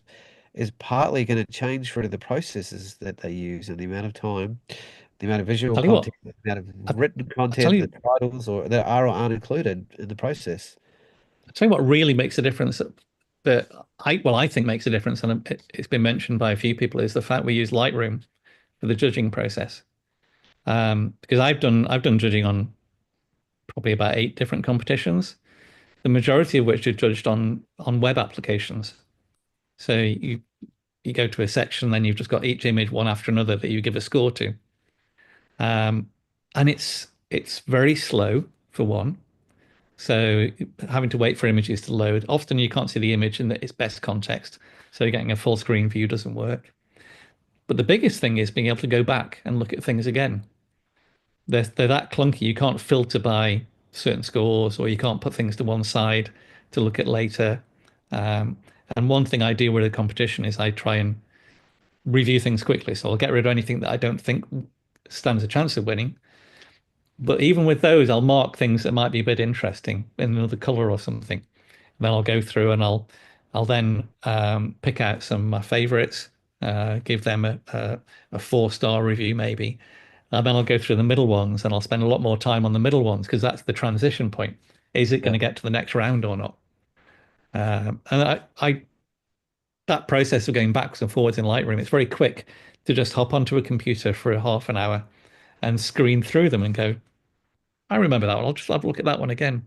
And quite a few judges have said the same thing about the ease of going back and checking things again. And did my scoring make sense in the early ones I did to compare with the later ones, etc. Yeah, I totally agree. There's one I've been doing for about 13 or 14 years in a row now, the Emerging Photographer of the Year in Australia. And you can download the actual images and then you bring them into Lightroom for that very purpose. And then you have, a good week and a half sometimes, different, and you get, and so you got time. Like I'll literally do a run through and I won't judge anything, and I'll let it sit overnight and simmer, and it'll be interesting what pops up in my dreams or what comes to my mind in the morning when I wake up, which is not necessarily the ones that I initially were so drawn to visually, because I've had time to process them on lots of different levels and spheres, and I really enjoy that process. And then I feel like it's quite honest, and it's more comprehensive and Yeah. holistic, I think, than just running through the web-based styles. It's quite awkward to go back to, or to have access to the bigger picture of them all, or if you do, they're in such small sizes that you don't really get to Yeah. see It's a of a classic snake. thumbnail problem. Yeah. Yeah, that comes up a bit. So I appreciate that. It'd be nice maybe while we're chatting away to just have some of those images in the background from the latest competition, maybe. Yeah. Just to keep Let's reinforcing, I guess, maybe some of what we're talking about in terms of the subtlety. I, I'll I bring them remember a up. couple of years ago, I had to spend a bit of time with the winning image myself, just going, wait a minute. Um, yeah, and Let's also, have that up. Here's another thing we did about the images, which is we figured in the book we publish, there isn't much space to talk about the photographer or tell their story. And so I was doing work on another project and I found out you can do mail merge in InDesign. So you can basically get a spreadsheet and combine it with a template in InDesign and produce a book. So in what we did here is I created a Google form for all the people who are in the book to submit, which had the story of what they took it with, a bit about the cameras, a title, a profile for them, and where they're from, and a link. And I merged it with a template. So this was the template for their story. And then their picture was produced next to it. And this was just published as a PDF alongside the book. So you can hold it, you can get the PDF up on, say, an iPad and read the book and get the stories about the people and what they did with the pictures as you're going through. So here's a few examples of what one. Andrew Malensky's done very well this year, last year, sorry. I think he won 3 different competitions as a photographer of the year. Tim, how do you feel when sometimes I feel a little bit like, oh, the same images doing the rounds through all these different Yeah. competitions? And I sort of, I mean, I don't think I've done it much myself, and I sort of squirm a little bit. I was sort of like, what do you think about that from an ethical point of view? Like, just if you've In got a great multiple, image, you just pound it around at every competition in the world to get as much, as you can out of it. yeah. I, It's you know, it's it irks it's me a a, little bit. I wouldn't say I've never done it before, but at the same time, I feel a bit uncomfortable about it myself sometimes. Like, what I is it? think there are some people for a lot of competitions. That's definitely the case. Some people, um, and you do. I mean, I judge 3 different landscape photography competitions, and you do see a crossover in the images submitted to them. But it's always interesting how quite often they get judged very differently in different competitions, though, which is very similar to what we said about if you had the same judges 4 months separated, you'd probably get different results as well. Um, so I don't really see a problem with it. It is interesting how I'm trying to think if it's bad or not. I can't say it's bad.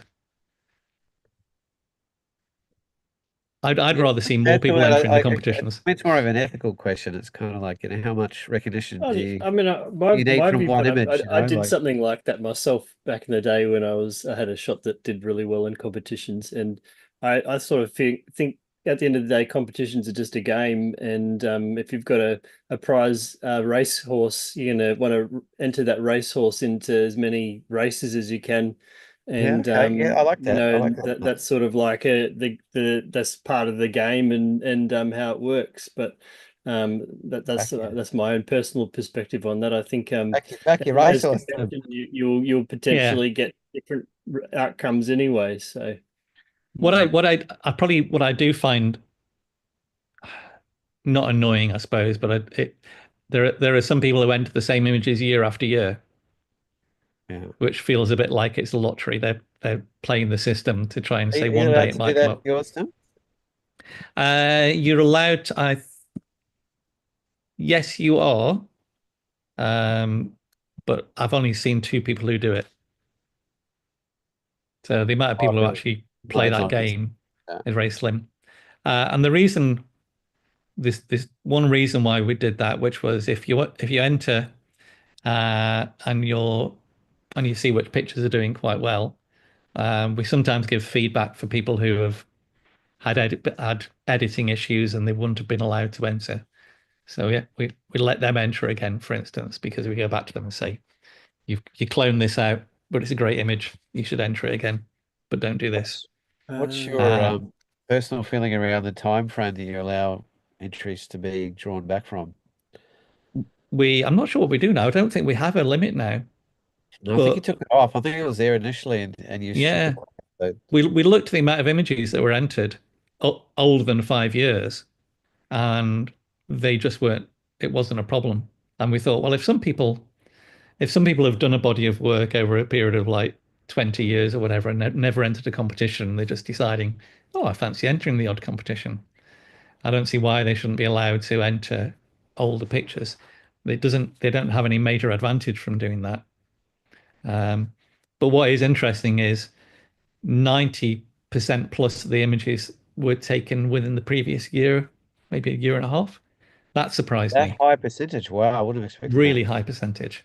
And that was true for the wildlife photographer of the year as well, which I've been judging. It seems that a lot of people who enter competitions like their most recent pictures. And what do you see as the overall positive role and this? I mean, one thing I want to acknowledge while Tim's showing us this is, I mean, Tim really, from what I understand, has been the absolute bastion behind these incredible books. I've never seen work showcased so thoughtfully, and so much voice given to the photographers that gives them a little bit of depth, and also the amount of depth and understanding behind the individual images that you get access to that you almost never get access to in any other sphere. And then, of course, the legacy of having it in book form and how wonderful a job Tim does at putting these books together. Like, oh my God, they're they're really beautiful books. world class. That, Um, and that you well, can spend the hours books for that, me and are the most important part of the competition. That I would definitely say that. I used to be hesitant in saying that, but I now 100% believe that the books are the most important aspect because of representation, because having something in print means a lot, um, and because of longevity. There's a legacy there with the books that most if a picture does like comes third in a category in a competition, it's forgotten. Whereas I've got books on my shelf from 20 years ago that I still go back to and look at. Um, and if it's still an interesting book, and I made an effort to try and make the book more interesting than just a portfolio. I think I did I speak much about the book last time we chatted? no, not so much. Yeah, But I spent a long time going through. I've got a huge amount of books. The IKEA Billy bookshelves, like four shelves. I've got four of those completely full of landscape photography books. mm, You know, uh, wow. and some just normal photography books. But I went through trying to work out what makes a good book, what gives a book longevity, and I honed down on maybe about five books that worked for me, and that had this sense of rhythm going through a book. So pacing, they had interludes of essays included, and there was a narrative associated with the pictures that gave you a little bit more information. And that's really how I modeled the book.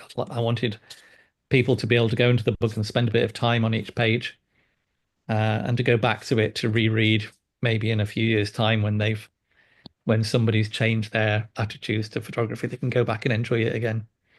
The other thing I really appreciate, Tim, is it's another opportunity again to offer voice to people that didn't necessarily win any category or do that well. Mm. Like Tim will actually, curate the book to include a lot of other images that are outside that sphere, and in terms of the competition results themselves. I mean, is that kind of just you alone, Tim, like that are choosing those other For the voices? images, there's probably half the book, maybe a third of the book are the winners and the commended. Um, then a third of the book, maybe a bit more than another third, is what's chosen between me, Matt, um, Alex, and Rajesh, based on also what scored well by the judges who were there.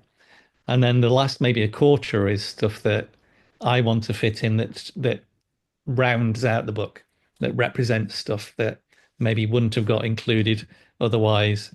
So I don't know. That may be an image that didn't do particularly well in the competition. I don't know why, but I find it absolutely fascinating, and it's just got so much depth. I could spend ages exploring the picture, and so it goes in the book. Um, and does it matter that it didn't do as well in the competition? I don't think it does, because the book is a curated set of pictures that tells a story about landscape photography, as it was in that year. So it's representative of what's been submitted and what people love. It didn't do badly. It was probably in the top 15% still, top 20%, but that's still a lot of pictures. Um, I'm trying to think of other ones. Um, we find another couple. Oh, maybe this one was the one that didn't win, but I found absolutely fascinating with the way the light works in it.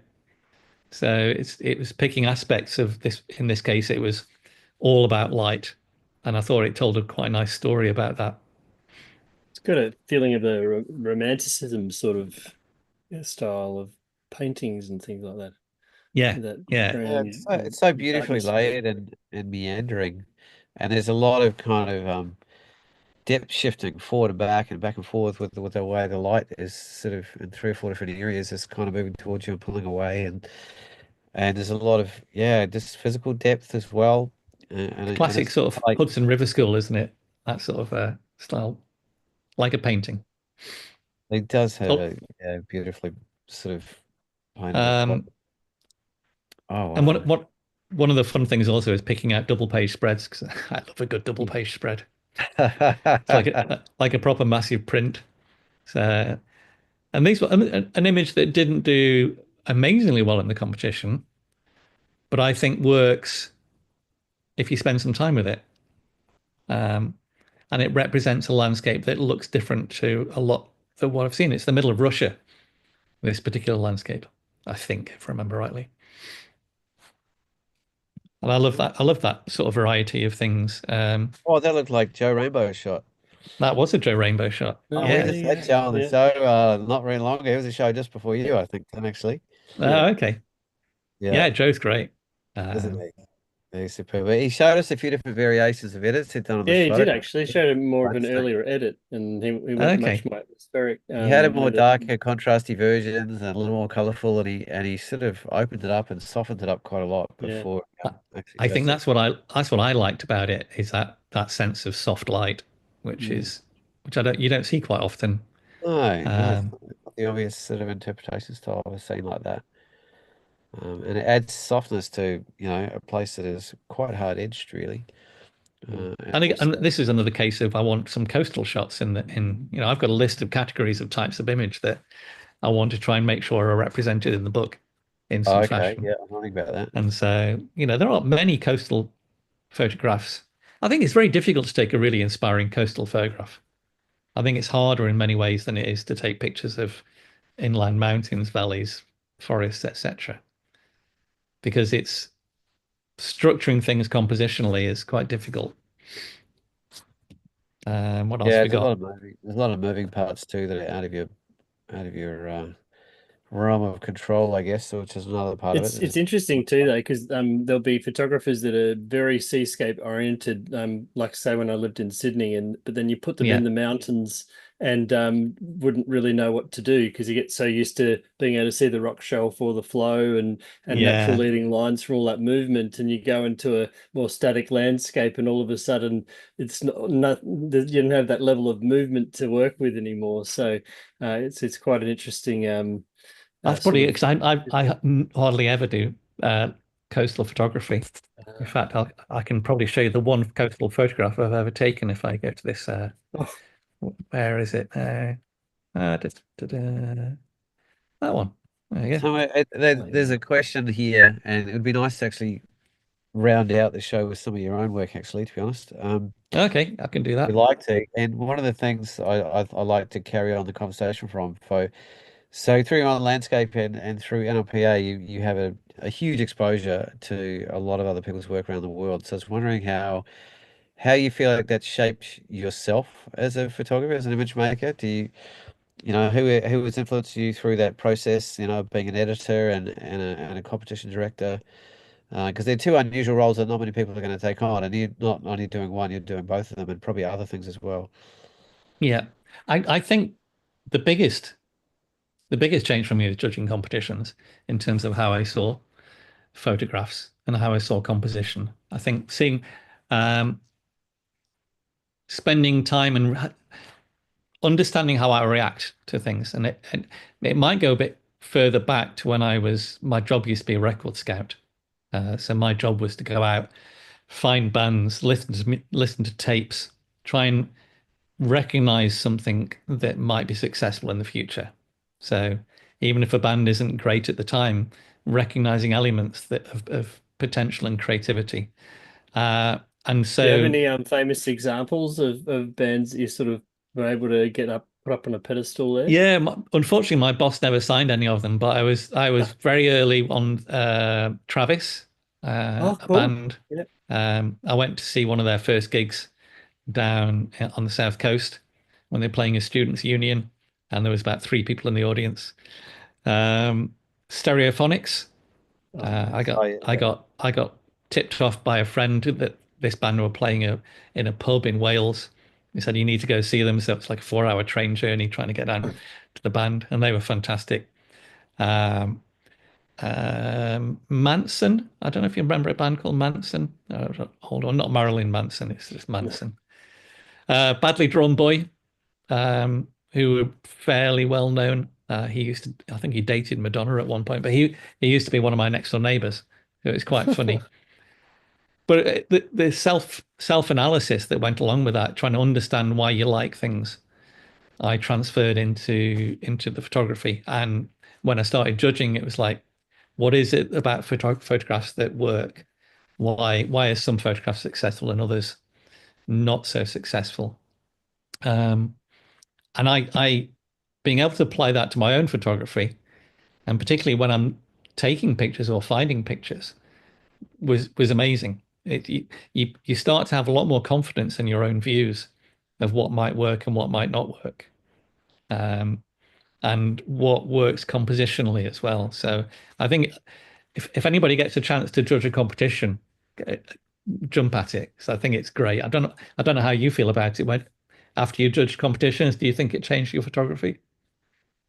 I would argue that it's possibly the single most developmental aspect of my whole career in the last So 15 legit. years. I was totally alone before that. I wasn't part of any community. I didn't have any interaction with any other photographers, and I was self-taught. And then all of a sudden, I was just exposed to all these other people and their work. But also, I met the photographers themselves as well. With the Yeah. live base, I learned about the craft of print. I was challenged to, I remember I was challenged to look deeper and beyond everything. I remember getting very early on when I first judged the New Zealand Photography Awards for the first time. I think I've done about 7 times now. I was on a panel with like four grandmasters and me, and the way the judging sphere worked was Yeah. I ended up being the last person to speak because I was often in the middle, and they usually got the top person, and then the bottom person, and then someone in All between. right. Yeah. Scoring. That's often what beginner judges like. They often end up in the middle somewhere because they're not quite as confident or as bold to really throw it out there with a score and really challenge people. And but they've also, don't want to underscore to make look like they're being mean. And so that's common. And then visibly, you're not allowed to speak about anything that's been spoken before, and so you have to Yeah. come up with something that four grandmasters That's haven't watched, challenging. Yeah. haven't spoken on before, didn't see themselves. And so it was real deep in, but geez, I thrived in it. And I found parts of myself, my visual mind I never knew. I learned a lot about visual literacy, how to translate what you see. What does this mean? How would you describe this? What are the words? What are the emotions? Yeah. The Yeah. homage behind it? What's more, and I got more inspired to research and learn about the kind of influences in photography that are outside of photography that I wasn't really exposed to before that are part of being a good judge as well, because it's just a visual medium and only one of, and there's lots of different ways and that it's been influenced over time and historically as well. So just transformed my whole life, I'll be Is honest, that Tim. If Mirvat? I could, yeah, if That's I could Miva. judge Yeah. all the Yeah. time, like as a job, I would, I just love it that much. Yeah. Oh, the other one of the other things that really inspired me as well is when I did the wildlife photographer of the year judging. My role was to look at the raw files to work out whether the photograph is authentic or not.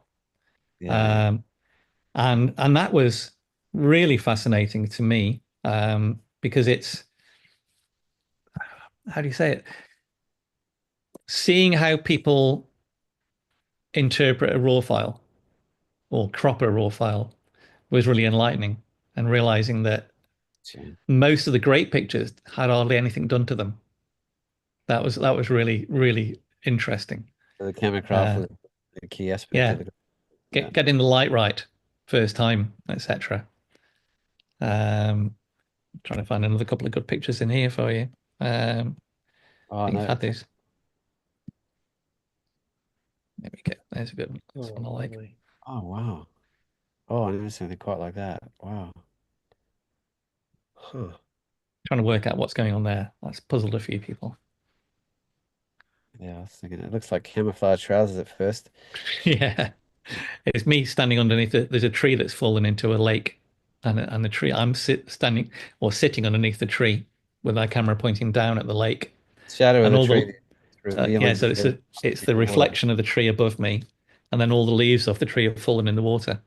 So it's only where you get the shadow that you can see through the reflection. Yeah, beautiful. Uh, yeah, Um, so I think that's probably some of the biggest things that have made the difference. But I think also working with film has changed the way made photographs. And I moved to film with after about 2 years of photography. And one of the things about film, more than the camera, more than the film you use, more than composing, etc., was the commitment to a single image at one point in time. The investment of saying, this image is going to take me a while to take because I'm using a large format camera. I've got to get it all set up. It's going to cost me not only the money, which might be £10 to take one picture, but also the time involved of scanning it, etc. So you hugely invested in making sure that one image is as good as it can possibly be before you fire the shutter. You know, Right, yeah. is the light the best it can possibly be? Is my composition perfect? I'll look at all the edges. So and it made me realize when I started using digital as well, is that I find it difficult to go through that investment process with a digital camera. I can do it, but I have to really consciously think about it and commit myself to individual photographs. It's very easy to You got to kind of like overlay that ethical approach on top of yeah, it. Not yeah, a because it's very requirement. easy to just take a picture and go, oh, I've got the picture now. I'll take another variation, or I'll go somewhere else because I've already done it. Well, you don't wait for the light, or you don't get it quite perfect. You know, you looked at a few variations and just taken the pictures of them, rather than looking at all the variations and trying to think which is the best one, and then spending the time honing just yeah, that one well, it gives variation. you gives you permission to commit to a particular shot, whereas with Yeah, digital, you've got so many frames you can take that that this you feel like you're wasting your time if you commit because you've just take heaps more variations here. So yeah, exactly. Yeah. very No, very I mean, I do interesting. find that, Tim, like if after a big shoot, I'll come back and I'll start backwards because I already know that my better images are going to be at the tail end of things because I do You got use the better. process of photography as part of my process. It's Yeah. like Yeah. I talk a lot to then figure out what I want to say by the end, rather than quietly working out everything I want to say before I open my mouth. And even when in film days, I was a prolific shooter. Like I found the process of taking photographs was part of my journey to go where I want to go, and that probably is a little bit unusual, because I did that in film anyway. Mhm. Maybe not to the same extent, but Yeah. it's I never really went to the. I mean, I did 10 years of film, so I feel like I'm not. It's not inappropriate for me to speak about that, but but I never I did the think really. I never did like three tripods and walking poles and bellows, I don't use eight that by cam. 10 plates, and like Yeah. the commitment involved I, in each of those photographs is massive. I don't use that camera that often, I Anyone must that's using admit. donkeys. I do fancy getting a donkey though. I think having a donkey would be very useful, I was going to make it. especially with I almost stopped myself twice making jokes about are any donkeys used in the creation of these photographs, Tim? the. Have you thought about it? I have thought about it. I was thinking a donkey getting up some of the hills I go up would be very useful. Well, we got a llama farm nearby. You could get llamas can carry Oh, stuff, I yeah, imagine. classic. So anyway, there's a few Where do old you pictures. see your own personal we spoke a little bit of just on email a little bit about it. You had a period of time where you'd fallen away a bit with your personal work, and now it's sort of coming back. Do you want to speak a little bit about where you see, or is that a positive thing, having Yeah, space for creativity to then re-emerge with a different sort of energy? Is it as a I representation of how busy we're doing other things, or what's I your individual relationship to your own creativity, I guess? I got diagnosed as ADHD, autistic, recently, which I'm sure a lot of photographers would probably Welcome recognize to the that club. Yep, they might be welcome on the to the club. spectrum. Yeah. Is that just for smart? Is that just another definition for smart and capable in certain spheres? I think obsessive would be the smart side of it. I think if you end up utterly obsessed with something, you can tend to get good at it, and that's been one of the patterns of my life. I've realized since finding out is that I go into deep dives with things where I just get utterly obsessed with something, and then at some point, all of a sudden, I go, that's too much, and I'll look at something else. That might be over a long period of time. So for probably from my 20s, maybe even earlier. I was in a rhythm and blues band when I was 18, 17. Um, and then when after university, I was in a couple of indie bands playing sort of indie pop music. Moved to Aberdeen. I was in a band, Tool, the band. Yeah. Mm. Well, I was in a band sort of like bit math rocky Tool sort of esque. And then I ended up working as a record scout. So that an obsession with music went on until I got basically burnt out from it. I went, okay, that's enough. And I lost my love of music completely. Didn't really listen to music for 15 years or so. And then I've started liking music again and recently. And I think the Well, same thing happened I'm with great. photography.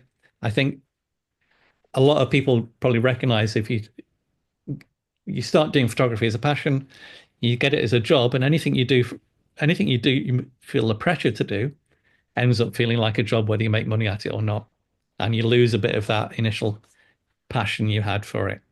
And I think that happened with photography a bit. I was so busy doing the magazine.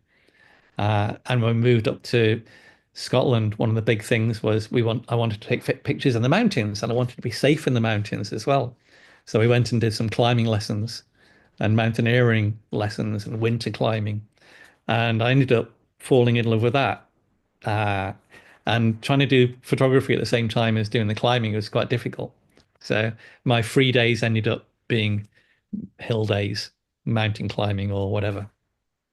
So it got in the way of the photography. Whereas so what I'm trying to do now is I've reached a point with the climbing where I'm self-sufficient, quite happy to go out and do certain things. My wife likes going out and doing it. And now I can go out and say, well, let's spend some more time out taking photographs instead. It's quite funny because I was on the Brews and Views uh, Oh, video yeah. vlog cast recently, and they Nice, had a bit of an nice. intervention with me saying, Tim, you really need to take some more pictures because you're not a photographer. I was like, yeah, okay, you're right. I haven't taken any pictures. I've taken pictures while I've been out climbing, but they've not been the idea of a landscape photograph picture, if you know what I mean. They're uh, they're Who do you feel like pictures. have been your biggest influences photographically, Tim, in your life? Photographic art, probably Joe Cornish, David Oh, Ward, okay, yeah. definitely. Um, I think originally Colin Pryor was a Scottish photographer um, because he, his pictures are very basic, but they were the mountains, so they were a part of my initiation into the love of the mountains. And I think since then, uh, I loved Andres Apps' work. Mm. Oh, Um, yeah, okay, yeah. uh, I've got a couple of He's his a Kiwi books. photographer for those that don't know. And he did Yeah, a lot of panoramic work early on as well. really nice work in there. And Um, a lot of time in Fiordland. uh, Shinzo Maeda, which is the Japanese photographer who's like, if you look up Japanese history of Japanese landscape photography, Shinzo Maeda will appear, and he was like the Elliot Porter of sort of landscape photography there. Um, the um, oh, Brett Weston is another really inspirational photographer for me. He's a black and white photographer, but really bold compositionally. Um, yeah, those sorts of photographers, I think. But Joe is probably Joe and David, Who, which David? Joe and David Ward, Joe Cornish and David On the Ward, boards. definitely the two. And I think most Brits would say that in landscape photography. Yeah, And you, and, I saw even on your website you mentioned David, I think, from pretty early on in your life yeah, as a big influence. modern day ones, you do say. Yeah, yeah. I was just curious. Like, do you have any inspiration? Like, who do you think out there at the moment that you enjoy?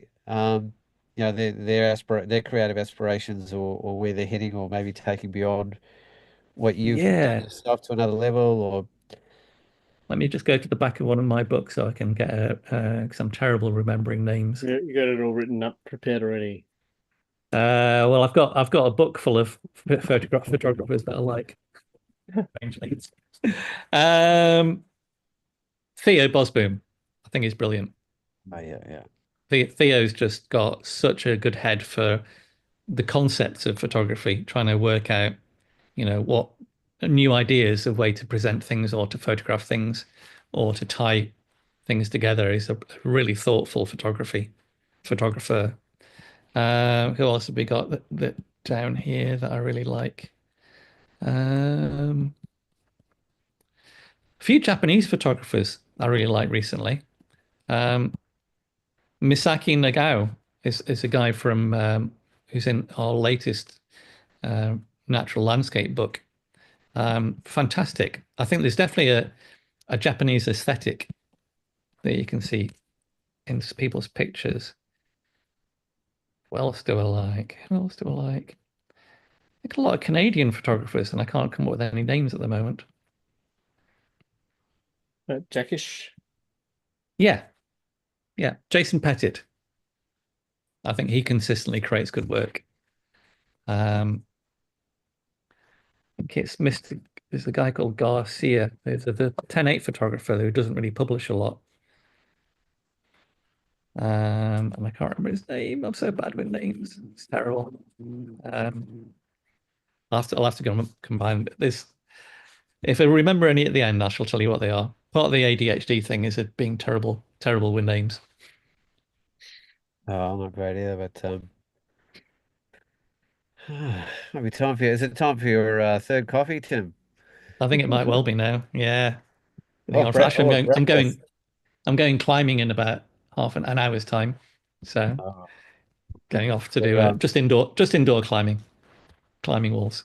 Oh, keeping the driving fitness up. Well, really nice. I was conscious there, and look, actually sent me a message going, "Wait a minute, we haven't really looked at any of Tim's photographs." So it's Hogwarts portrait for Tim. We were like, "Oh shit!" So we've let it roll to give you to give some of that space, Tim. I feel like well, that's a show in That's right. itself, and That's great. No, I really we've let enjoyed it. ourselves meander a fair bit on the show, but that's just the beauty of a conversational show. Like I remember for the audience that know, I actually approached him beforehand, thinking, "Oh, geez, do we give this a title? We give it a theme?" And then came back with like 10 different things, and I was like, "Yeah, no, that's not going to happen. We're Just just going to go wherever we just go." meander around. Yeah. And we've had a But beautiful meander from competitions and book designs and ethics hopefully you've and enjoyed it. Yeah. magazines and film photography and the first photographs in the world and then some of Tim's work to wrap it up in the end and some ideas for other photographers to look at. So it's rounded out really beautifully, Tim. And I feel Thank you, like Paul.